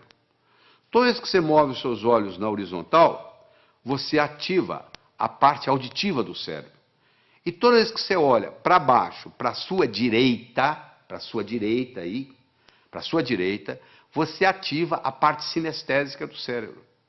Então, se eu, por exemplo, quero recordar algo, qual foi a cor da camisa que eu usei domingo passado? Pode ver que na mesma hora meu olhar vai subir. Vai subir para quê? Para procurar a cor da camisa. Ora, se eu olho para cima, para a minha esquerda, olha a sua esquerda aí, olha aí no slide. Se eu olho para cima, para a esquerda, eu estou recordando coisas. Se eu olho para cima, para a minha direita, eu estou construindo coisas. Então, se eu estou estudando e eu quero memorizar alguma coisa, uma fórmula de física, por exemplo, eu vou olhar para cima, primeiro para a minha direita, para poder construir aquela fórmula de física dentro da minha cabeça. E depois eu vou olhar para cima, para a esquerda, para eu poder recordar, repetir aquela fórmula de física, até que ela fique parte da minha estrutura psicológica. Isso é muito importante entender, porque o movimento do olho facilita o processo. Olha só que interessante, a pessoa vai fazer o vestibular, vai fazer um teste, e chega lá e diz, eu dei branco. Por que ela deu branco? Porque ela colocou a cabeça para baixo, olhando para a prova, olhando para o teste. E faz essa pergunta, e ela esqueceu a fórmula de física. Se ela tivesse simplesmente levantado a cabeça e olhado na posição certa, ela teria resolvido o problema. Mas como ela está olhando para baixo, não teve a oportunidade de ter acesso ao campo visual, aquela fórmula de física não vem na cabeça dela. Então isso aí, nós podemos gastar horas e horas e horas estudando isso aqui, mas não é só a finalidade disso. Mas eu quero que vocês entendam que diz que os olhos são as janelas da alma, eu diria também que os olhos são as janelas da mente. É interessante. Todos os estudos feitos até agora, em todos os países onde foi feito, não existe nenhuma correlação entre a nota que se tira na escola e o sucesso que se tem na vida. Em outras palavras, eu posso ter um estudante medíocre, que vai ser um grande empresário, ou eu posso ter um CDF, que não vai dar nada na vida. Não existe nenhuma correlação. É importante você pensar isso. Por que não existe uma correlação? O Dr. Hicks fez isso nos Estados Unidos e provou que não havia nenhuma correlação, e outros repetiram esses estudos no mundo todo. Por que não existe? Porque talvez a escola esteja ensinando coisas que não têm muita aplicabilidade. Eu digo sempre o seguinte, às vezes o que cai na prova não cai na vida. Quer dizer, você estuda aquilo de uma forma para fazer na prova, e depois não tem nenhuma aplicabilidade na vida. O homem não constrói fora de si nada que não tenha dentro de si. Se eu não tiver um conhecimento pragmático para executar, às vezes o conhecimento que eu tenho ele é abstrato, ele é um conhecimento do pescoço para cima, ele não tem muito impacto na minha vida. Eu adoro uma analogia que eu faço, que é do indivíduo atravessando um cabo de aço de um prédio para o outro. O que precisa? 3 coisas. Eu preciso querer, se eu não quiser, eu não ando. Eu preciso saber, se eu não souber, eu vou cair. E eu preciso de cabo de aço. Eu posso querer, eu posso saber, mas se não houver cabo de aço, não tem jeito. Tem muita gente querendo ganhar dinheiro, sabe ganhar dinheiro, mas não surge a oportunidade. Então, o nosso desempenho, ele vai depender da nossa motivação, ele vai depender da nossa competência, ele vai depender da nossa oportunidade. A motivação é o querer, a competência é o saber, e a oportunidade, no caso aqui, é o cabo de aço. Então, você, para ser um bom estudante, você tem que estar motivado.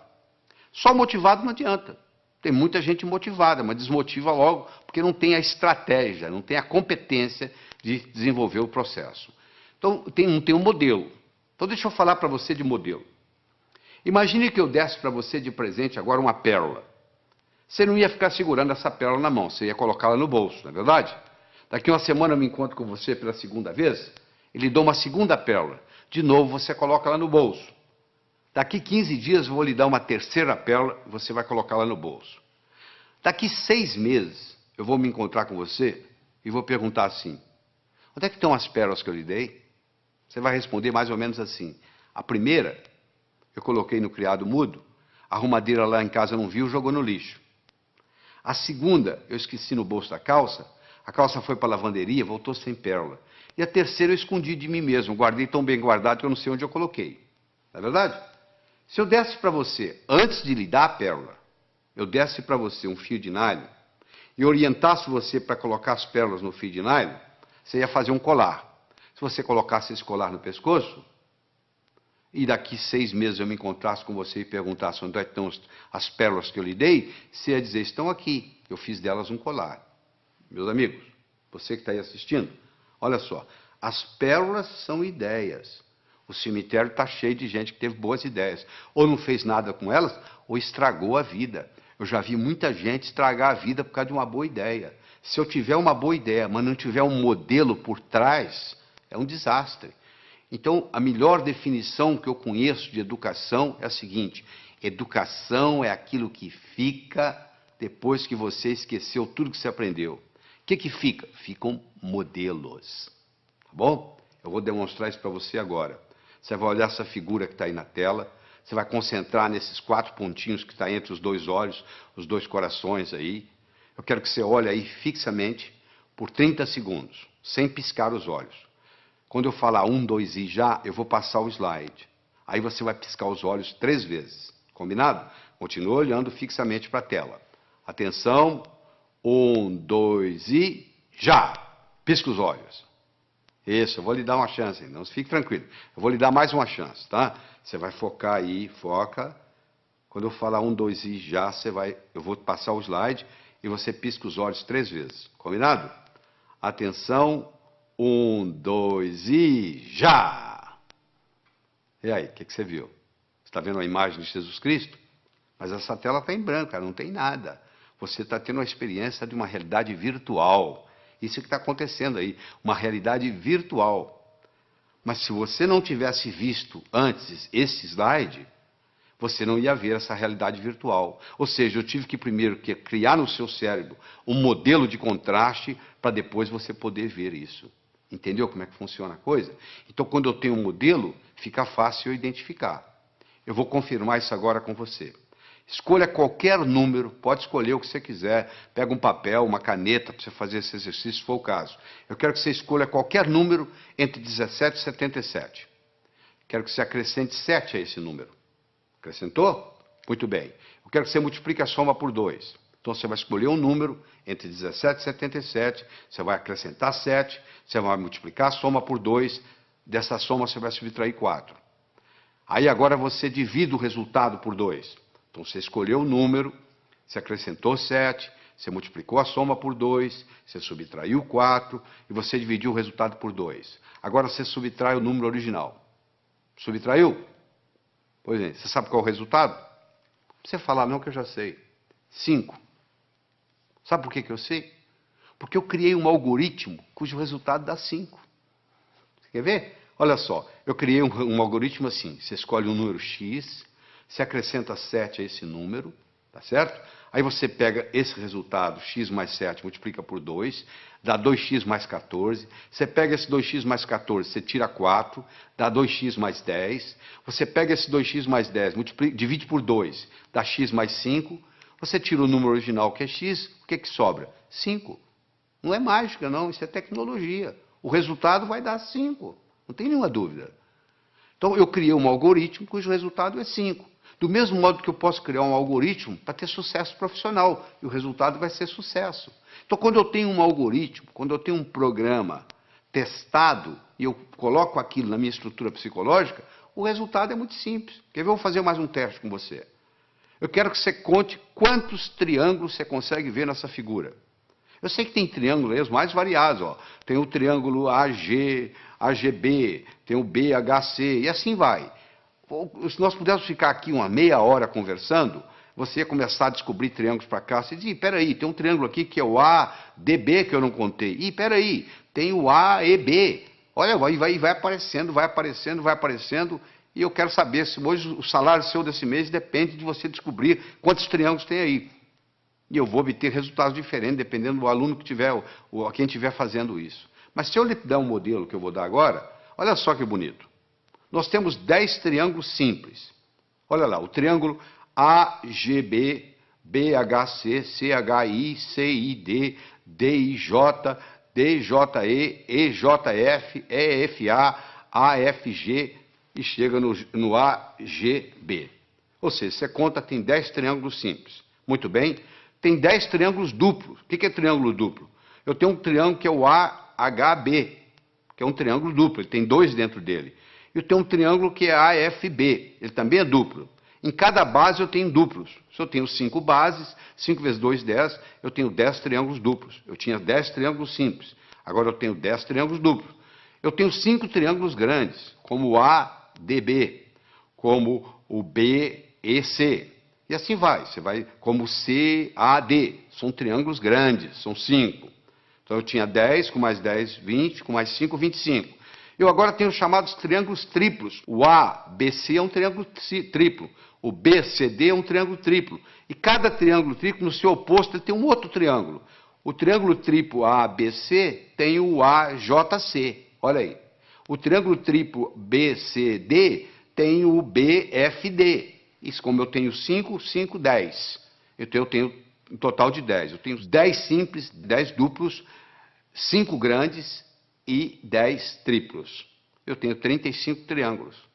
Mas eu perguntei quantos triângulos você conseguia ver nessa figura. Se você olhar a letra A, dentro dela existe um triângulozinho.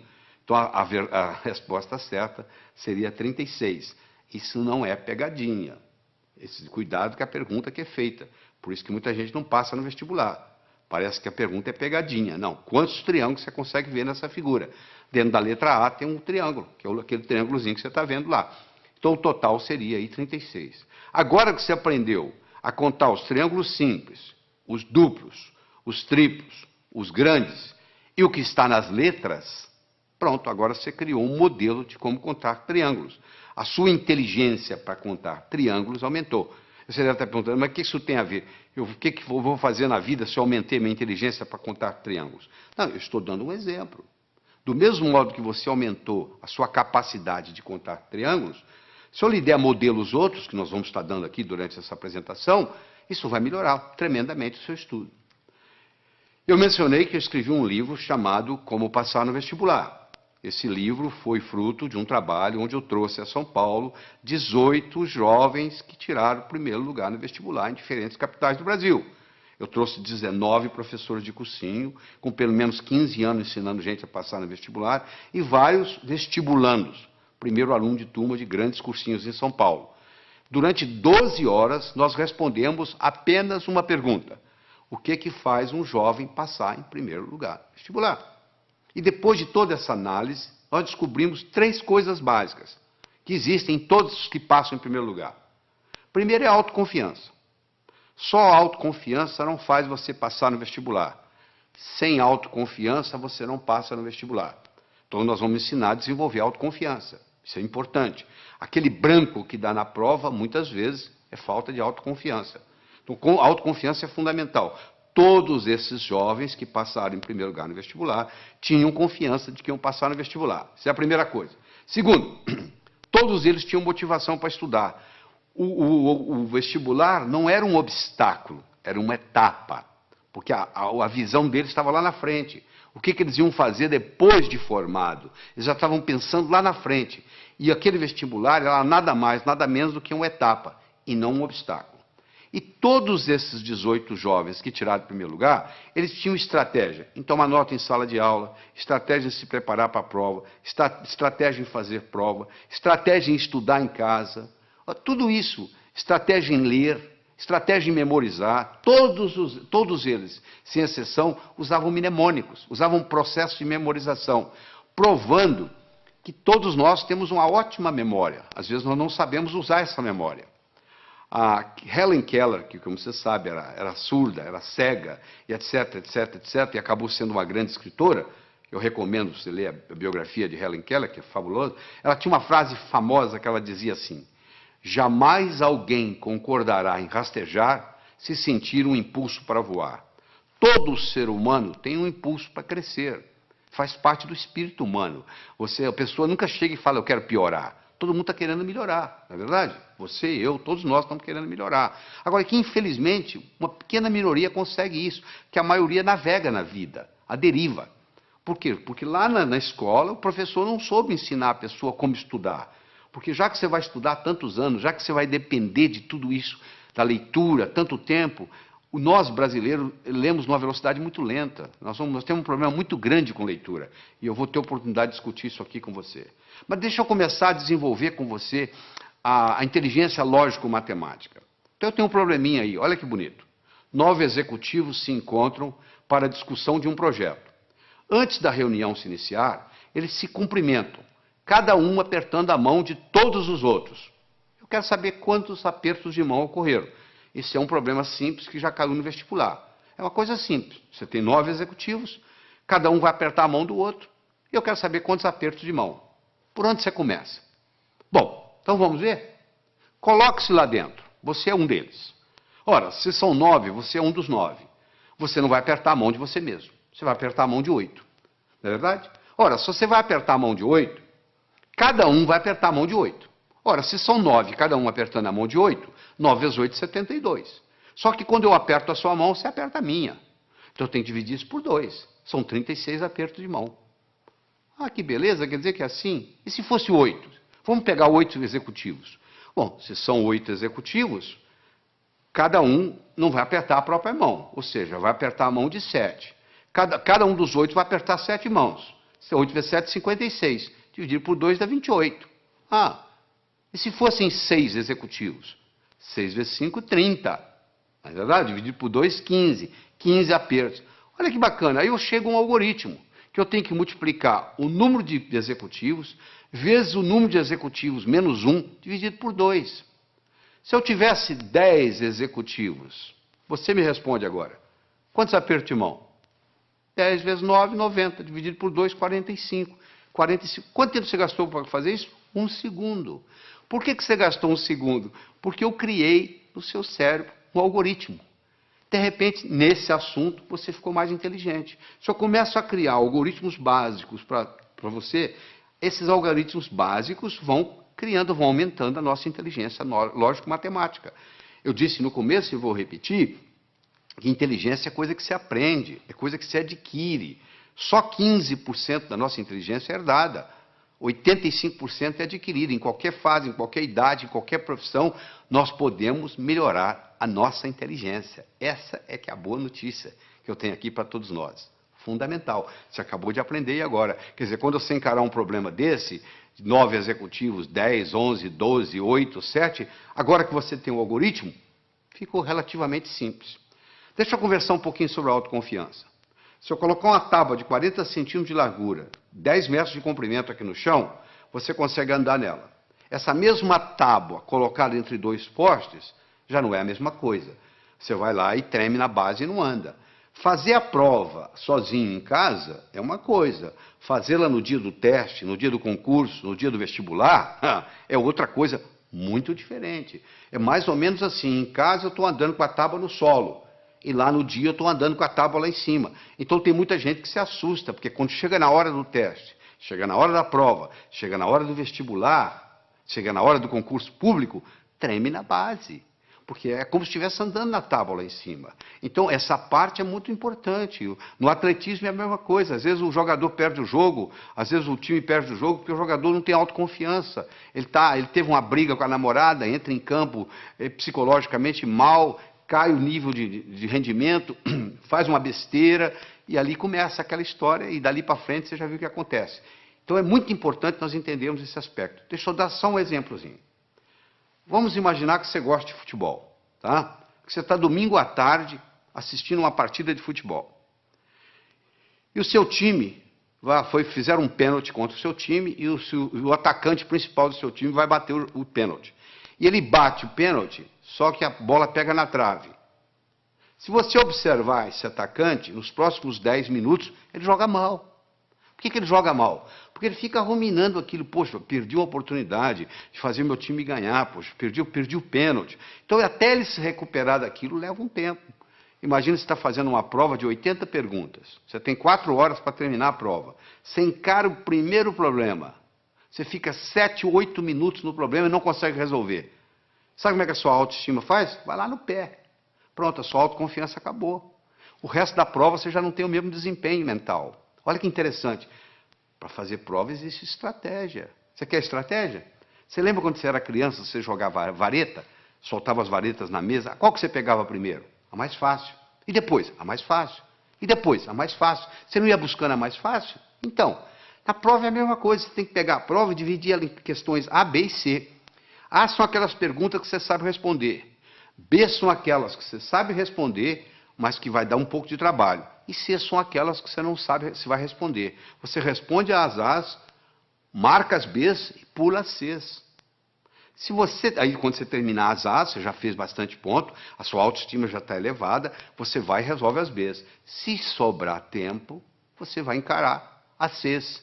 E se não der, você então entra com a estratégia de chutar. Você entendeu? Mas quando, é uma estratégia simples, é a estratégia de jogar vareta. Mas uma pessoa que não tem essa estratégia simples na cabeça, ela encara uma prova, um concurso, ela pensa que tem que responder na ordem, 1, 2, 3, 4, 5, 6. Por azar, ela pega uma pergunta que é difícil para ela, que ela não sabe a resposta, e ela perde ali 6, 7, 8 minutos e sai dali desanimada, já a autoestima já lá embaixo. Olha o impacto que tem. Uma explicação simples dessa, olha a contribuição que faz para você, olha a diferença que isso faz. Vamos continuar no nosso processo lógico-matemático? Então eu tenho mais um probleminha para você. Olha aí. Um comerciante comprou uma cadeira por $70. Vendeu-a logo em seguida por 80. Comprou de volta a mesma cadeira por 90 e vendeu-a novamente por 100. Quanto foi o lucro dele nessa transação? Então ele comprou a cadeira por 70, vendeu por 80. Comprou a mesma cadeira por 90, vendeu por 100. Eu agora vou dar um tempinho para você. Você vai ter que me responder aí o que você acha. Quanto que ele ganhou ou perdeu nessa transação. Primeiro você vai decidir se ele ganhou ou se ele perdeu. E quanto foi? Ele comprou por 70, vendeu por 80, comprou a mesma cadeira por 90, vendeu por 100. Ele ganhou ou perdeu? Bom, eu faço isso nos meus cursos e eu obtenho 3 tipos de resposta. Que ele ganhou 10, que ele não ganhou nada e que ele ganhou 20. Então, se tem 3 respostas para o mesmo problema de matemática, uma está certa e 2 estão erradas. Então, tem alguém errando. Eu não sei qual o seu raciocínio no momento. Seja ele qual for, eu vou consertá-lo, não se preocupe. Mas você tem que fazer isso junto comigo aqui agora. Eu vou voltar no slide para você garantir que você está me acompanhando. Um comerciante comprou uma cadeira por 70, vendeu logo em seguida por 80. Comprou de volta por 90 e vendeu novamente por 100. Qual foi o lucro dele nessa transação? Então você vai ter que decidir se é o 1, se é o 2, se é o 3. Se ele ganhou 10, se ele não ganhou nada ou se ele ganhou 20. Se você acha que ele ganhou 10, você fez um tipo de raciocínio que está exposto aí no slide para você ler em detalhes. Você raciocinou de um modo que o seu resultado foi 10. Né? Você acompanha aí o raciocínio na tela aí, foi o raciocínio que você fez.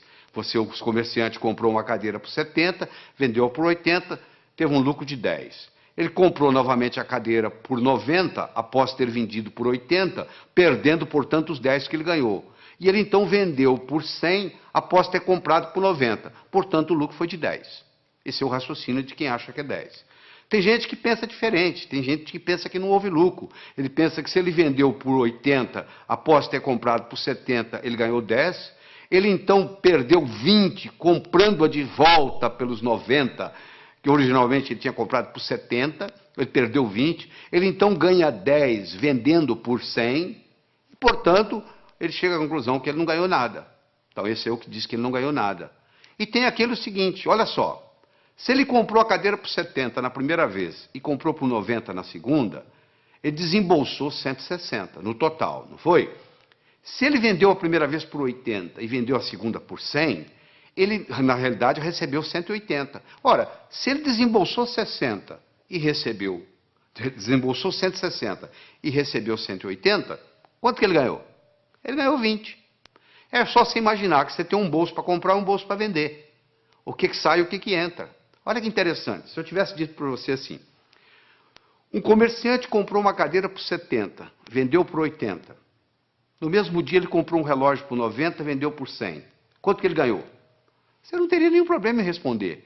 Olha, ele ganhou 10 da cadeira, ganhou 10 do relógio, ganhou 20. Como eu falei que era a mesma cadeira, eu já compliquei a sua vida. Olha o que a linguagem faz na vida da gente. A linguagem pode facilitar o nosso processo ou pode complicar o nosso processo. Você acabou se complicando apenas por um processo linguístico. Isso é um problema de vestibular. caiu em vestibular já justamente confundindo, parecendo uma pegadinha. Na realidade, não é pegadinha. Isso aí é para mostrar o raciocínio e mostrar a influência que tem.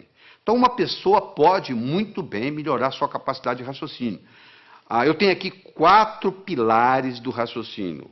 Um eu chamo de passo a passo, o outro eu chamo de visualização, o outro eu chamo de reformulação e o outro eu chamo de exclusão. Esses são os 4 pilares. Quando eu ensino para a pessoa a trabalhar com esses 4 pilares, essa pessoa automaticamente melhora a sua inteligência lógico-matemática. Então vamos fazer o seguinte, vamos começar com passo a passo. Eu tenho as seguintes cores. Eu gosto do laranja mais do que eu gosto do vermelho. Eu gosto do verde menos do que eu gosto do azul. Eu gosto do azul menos do que eu gosto do anil. Eu gosto do vermelho menos do que eu gosto do violeta. Eu gosto do verde mais do que eu gosto do amarelo. Eu gosto do violeta mais do que eu gosto do anil. E eu gosto do laranja menos do que eu gosto do amarelo. Qual é a minha cor favorita? Olha que eu tenho aqui só 7 cores. Imagine se eu tivesse 70 e fizesse esse raciocínio. Olha onde que você chegaria. Você pode começar a trabalhar nisso aí, se você vai ficar, tem gente que leva meia hora, 1 hora e não consegue chegar à conclusão, porque não pegou o modelo ainda. Eu vou lhe ensinar o modelo, você vai resolver isso em 10 segundos. Porque é muito simples, olha como é que o modelo é simples. A primeira está escrita assim, eu gosto do laranja mais do que do vermelho. Então laranja passa a ser a minha cor favorita. Eu vou procurar onde é que tem laranja, vai lá no 7 tem laranja. Lá está dizendo que eu gosto mais do amarelo do que do laranja. O amarelo passa a ser a minha cor favorita. Eu vou procurar onde tem amarelo. Eu vou lá no 5, tem amarelo. Eu gosto do verde mais do que do amarelo. O verde passou a ser a minha cor favorita. Vai lá no 2, onde está o verde. Olha lá. Eu gosto do verde menos do que do azul. O azul passou a ser a minha cor favorita. Eu vou onde tem azul. Eu vou lá no 3, tem azul. Eu gosto do azul menos do que eu gosto do anil. Anil passou a ser a minha cor favorita. Eu vou lá no 6, olha lá. Eu gosto de violeta mais do que eu gosto de anil. Violeta passou a ser a minha cor favorita. Eu vou lá no 4, onde tem violeta, e confirmo. O violeta gosto mais do que o vermelho. Com a conclusão que eu cheguei, a minha cor favorita é o violeta. Olha que bacana. Na hora que eu criei esse esquema, pronto, agora ficou fácil. Eu tenho um modelo, sabe por quê? Eu aprendi a pensar passo a passo. Esse é um jeito, é aprender a pensar passo a passo. Você já deve ter aprendido o teorema de Pitágoras, né? O quadrado da hipotenusa é igual à soma dos quadrados dos catetos. Se a minha hipotenusa é 5, que no caso aí é o A, o quadrado de um dos catetos é 4, 4 vezes 4, 16, do outro é 3, 3 vezes 3, 9, 16 e 9, 25, o quadrado de 5 é 25. Não é isso? E daí? O que eu vou fazer com esse? O quadrado da hipotenusa é igual à soma dos quadrados dos catetos. O que isso vai ter? A aplicabilidade que isso vai ter na minha vida? Olha aí na figura. Você está vendo aí, ó? Está aí a hipotenusa, que são 25 quadrados. Um cateto, que é o B, é 4, dá 16 quadrados. O outro é 3, dá 9. 16 e 9, 25. Se eu estou numa arquitetura, numa construção, eu quero construir 2 salões que correspondem a um terceiro. Olha aí, se eu uso isso aí, está resolvido o problema. Olha a aplicabilidade que isso tem. Agora que você visualizou, você entendeu a aplicabilidade, agora você tem motivação para aprender. Então, uma coisa é o passo a passo, outra coisa é a visualização. O terceiro pilar do pensamento é a reformulação. Quanto que é 2/3 de uma metade? Você sabe? 2/3 de uma metade. Metade de 2/3 é 1/3. Então, você reformulou, mudou a ordem e resolveu. Às vezes você não resolve o problema porque você não está sabendo reformulá-lo. Você reformulou, você está numa prova, reformula o problema. Às vezes você não resolve daquele jeito. Você tem dificuldade em dizer quanto é 2/3 de uma metade, mas você não tem dificuldade em dizer quanto que é a metade de 2/3. Falou? E, finalmente, nós vamos conversar sobre o pilar da exclusão. Eu tenho aqui um probleminha muito simples. Você vai pegar os números 1, 2, 3, 4, 5, 6, 7, 8, 9. Vai colocar nesses 9 quadrados que estão aí.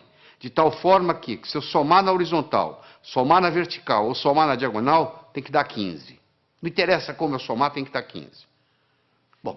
Poxa, complicado? Não, não é complicado. Quer ver como é simples? Primeiro, qual que é o quadrado mais importante? O do meio. Porque ele participa da vertical, ele participa da horizontal, ele participa da diagonal. Ele é o que mais participa de tudo. Então, se eu resolver esse problema aí, eu resolvo praticamente 90% do problema. Qual o número que eu vou colocar aí? Eu não posso colocar o 1. Porque se eu colocar o 1, vai ter um lugar que vai ter 2, 1 e 2, 3, para 15, 12. Eu não tenho 12. Eu não posso colocar 1, não posso colocar o 2, porque o 2 também vai ter um lugar que tem 1. Eu não posso colocar o 3. Por que eu não posso colocar o 3? Porque se eu colocar o 3 aí, vai ter um lugar que tem 1. 3 e 1, 4. Para 15, 11. Eu não tenho 11. Eu não posso colocar o 4, porque se eu colocar o 4 aí, vai ter um lugar que vai ter 1, são 5. Para 15, 10. Eu não tenho 10. Eu posso colocar o 9? Não. Se eu colocar o 9 aí, tem um lugar que vai ter 8. 9 e 8, 17. Já passou de 15. E se eu colocar o 7? Também não pode. 9, 7, 16. Já passou de 15. E se eu colocar o 6? 9, 6, 15. E o que sobra para o outro? Eu não tenho 0. Então eu vou excluindo, excluindo, excluindo, até eu chego à conclusão que só tem um número para eu colocar aí, é o 5. Aí na hora que eu coloquei o 5 aí, ó, a coisa fica muito simples. Você pode fazer você mesmo aí, você vai ver aí que se você somar na horizontal, somar na vertical, somar na diagonal, o resultado dá sempre 15. Eu comecei o problema, você fala, isso eu não consigo fazer. Não consegue não. É porque você não tinha parado para pensar no processo da exclusão. Agora você tem o pilar da exclusão, da visualização, da reformulação, do passo a passo, e aí o processo vai. Então nós já falamos, é importante você levar em consideração a motivação. Como é que você motiva? Você fica olhando a sua meta. E é uma coisa, gente, preparar para o vestibular, preparar para concurso, preparar para a vida, não é uma corrida de 100 metros, é uma maratona. Você conversa com um maratonista, a estratégia é bem diferente de correr 100 metros. Porque o maratonista, ele sabe que vai demorar a corrida. O corredor de 100 metros sabe que vai acabar logo. Eu acho que eu tenho que aprender para a vida. Eu tenho que manter isso na minha memória. E o que acontece com a maioria dos estudantes? Aprende, esquece, aprende, esquece, aprende, esquece. E diz assim, minha memória é ruim, a memória não serve para nada. Não é só a memória que é ruim, é porque você não sabe usar a sua memória. Deixa eu lhe ensinar 3 segredos. A memória gosta de movimento. Uma coisa é eu pensar num cachorro parado, outra coisa é pensar num cachorro correndo. É totalmente diferente. Aquelas memórias que você tem na sua mente, elas estão lá na forma de filmes e não na forma de slides. Se você memoriza a coisa parada, você esquece. Se você memoriza em movimento, você vai se lembrar sempre. Segundo, existem estudos mostrando que o professor que trabalha com giz de 2 cores aumenta em 19% o desempenho da classe que ele está lecionando. Porque você usando mais de uma cor, você estimula outras áreas do cérebro. Se você trabalha só com preto e branco, você está trabalhando com a área esquerda, o seu hemisfério esquerdo do cérebro. Se você trabalha com colorido, outra cor qualquer, você está trabalhando com o lado direito. Então você procura estudar com a caneta de pelo menos 2 cores. Terceiro, você tem que exagerar. Uma coisa é você pensar num cachorro, outra coisa é você pensar num cachorro do tamanho de um elefante. Ora, se eu vou guardar uma fórmula de física, eu imagino a fórmula de física do tamanho de um prédio. Eu coloco ela na minha cor favorita e eu ponho ela piscando. Aquilo nunca mais sai da minha cabeça. Eu vou memorizar um telefone, eu imagino os números do tamanho de um prédio. Eu imagino os números coloridos, eu imagino os números piscando. Pronto, aquilo ali memoriza. Então não existe essa história de memória ruim. Todos temos uma boa memória. Se você tem um carro novinho e você não sabe dirigi-lo, ele não vai ter nenhuma utilidade para você. Você não vai culpar o carro. É a sua habilidade de dirigir que tem que melhorar. A sua memória não tem problema nenhum, só que você não sabe usá-la. Isso é diferente. Então ela gosta de movimento, ela gosta de cores, ela gosta de exagero, ela gosta de mnemônicos. Todos esses jovens, 18 jovens que eu estudei, que tiraram o primeiro lugar no vestibular, todos eles, sem exceção, trabalhavam com mnemônicos. Você quer ver um mnemônico simples? 30 dias tem abril, junho, setembro e novembro. De 28 só a 1, todos os demais 31. Pronto. Se o mês tem 30 ou tem 31 dias, está aí para você na tela aí, o mnemônico para você olhar. Então você tem que criar seus próprios mnemônicos, um jeito de você fazer para facilitar a sua memória. Todos os 18 jovens não só trabalhavam com mnemônicos, mas trabalhavam com fichas de revisão. Eles faziam verdadeiros baralhos, baralho de física, baralho de química, baralho de biologia, e eles iam colocando aquilo ali, fazendo toda noite antes de dormir, eles faziam uma revisão. A medicina mostra que os últimos 20 minutos, o que você vivencia nos últimos 20 minutos antes de dormir, rumina na sua cabeça a noite toda. Se você estuda o dia inteiro, vai assistir televisão e vai para a cama, o que vai ruminar não é o que você estudou durante o dia, é a televisão que você assistiu. Então você estuda o dia todo, vai, assista a sua televisão merecidamente, volta à mesa de estudos, estuda mais 10, 15 minutos, aí você vai para a cama, aí você vai passar no concurso, você vai passar no vestibular, porque você está ruminando a noite toda aqueles 15 minutos de revisão, e aí vem a hora da revisão, você tem que ter como se fosse você vai ter que ter um fichário, como se fosse um baralho mesmo, um baralho de física, um baralho de química, um baralho de biologia, e você passa o olho ali, vai passando o olho. Repetição é a mãe do aprendizado, não é verdade? Como é que você aprendeu a andar? Você levantou, caiu, levantou, caiu, levantou, caiu, até que um dia você andou. Então é muito importante você entender isso. É muito importante você colocar ritmo e rima, é muito importante você... o contexto. É fundamental o contexto, você não tem ideia do contexto. O contexto é assim, quer ver? Onde é que eu coloquei a chave? Onde é que eu coloquei aquela chave? Você não consegue se lembrar. Aí, de repente, você entra naquele quarto, coloquei ali, porque você entrou no contexto onde estava a chave. Ora, se eu estou lá na prova, eu estou tentando lembrar aquela fórmula de física, eu não consigo lembrar a fórmula de física, não consigo me lembrar, aí eu fecho os olhos, me transporto para a minha mesa de estudos, lá onde eu estudei aquela fórmula, de repente vem na cabeça. Isso é um truque espetacular para a memória. E outra coisa importante é a respiração ajudando na memorização. Nós desenvolvemos uma respiração que eu digo assim, inspire em 4, segure em 4, solte em 4. Por quê? Porque naquela posição que você fica para estudar ou para fazer prova, depois de um certo tempo, o oxigênio no seu cérebro começa a cair. E você sabe que o cérebro ele exige oxigênio e glicose para funcionar. São os dois combustíveis que o cérebro usa. Faltou oxigênio, o desempenho não é o mesmo. Faltou glicose, o desempenho não é o mesmo. Eu recomendo para as pessoas que vão fazer concurso, vão fazer vestibular, levar no bolso umas 3 ou 4 barrinhas de chocolate.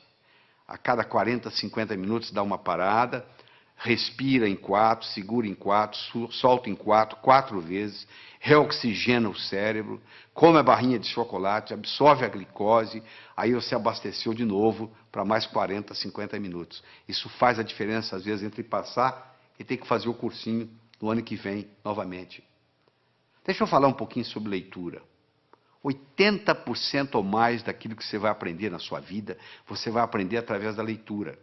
Nós temos 3 tipos de leitura. Você faz a leitura do prazer, a leitura crítica e a leitura específica. Você vai procurar uma coisa específica e vai lá e pesquisa.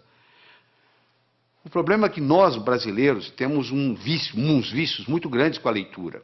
Nós temos problema com a velocidade da leitura, temos problema com a compreensão e temos problema com a memorização. Essas 3 coisas estão juntas: velocidade, compreensão e memorização daquilo que lemos. Então, deixa eu mostrar uma coisa. Primeiro, a gente aprende a ler palavra por palavra, não é verdade? Nós aprendemos a ler palavra por palavra e aprendemos a ler em voz alta. Aí nós começamos a ler em voz alta e os nossos pais dizem assim, não, para, você já leu bastante, lê agora em voz baixa. Só que você diminui o som, mas continua lendo com a garganta.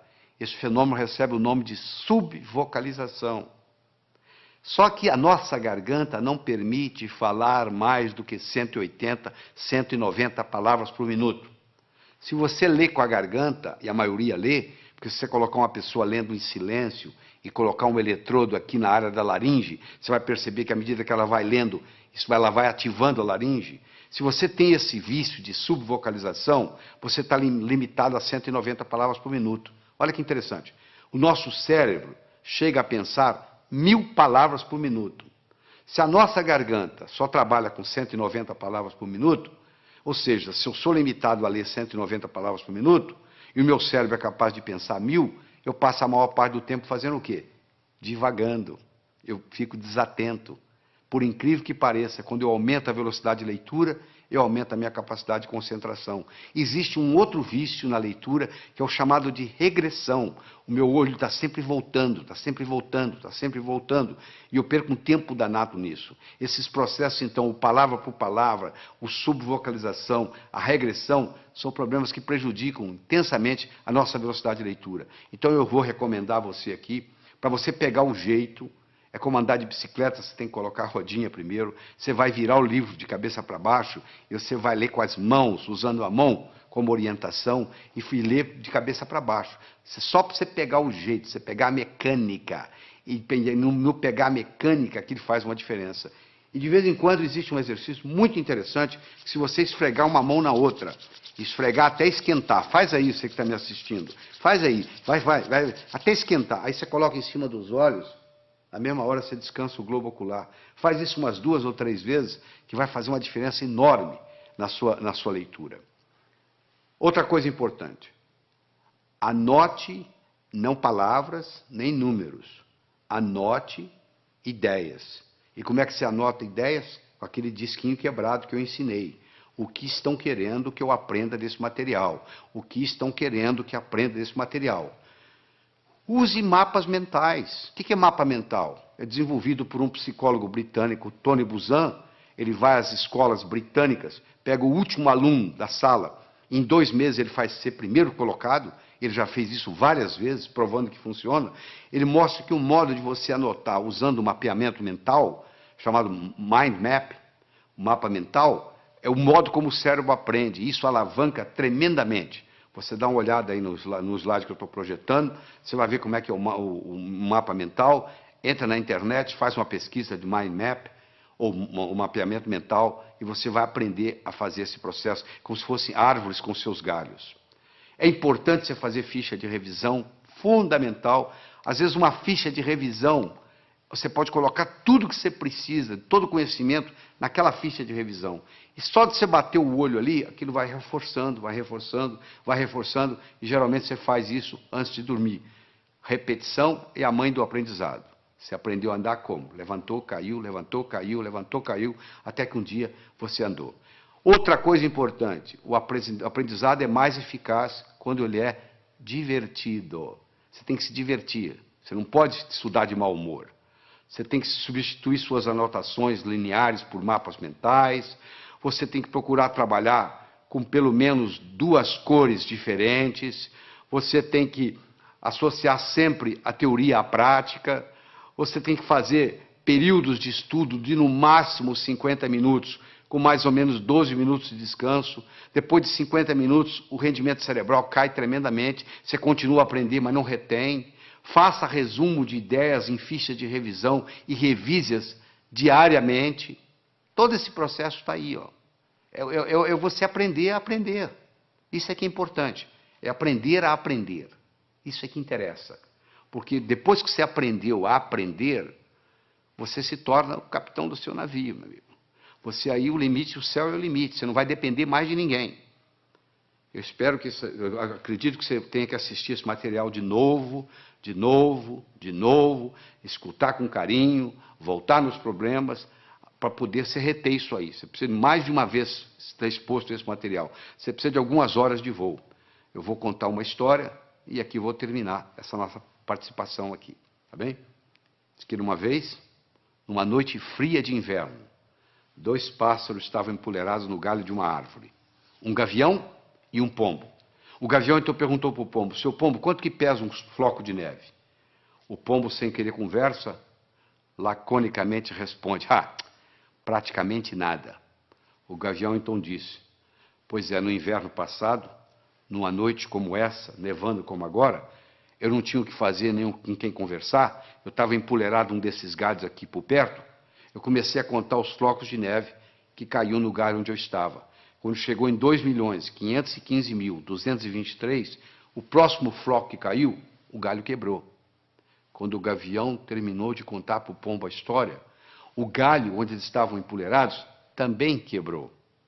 Quem sabe esse material que você está participando, que você vai reler, reestudar, reescutar, etc., etc., etc., talvez seja o próximo floco de neve que vai quebrar o seu galho para o resto da vida. Porque hoje, no mundo do conhecimento, antigamente, na época da terra, valia quem tinha terra. Na era industrial, valia quem tinha dinheiro. Hoje a moeda mudou e muita gente não se deu conta disso. A moeda hoje se chama conhecimento. Você é rico ou você é pobre em conhecimento. Então, você aprendendo a aprender, você alavanca a sua vida para poder adquirir mais conhecimento e, com isso, aumentar a sua riqueza. Evite o mal, faça o bem, viva a sua vida extraordinariamente. Tchau.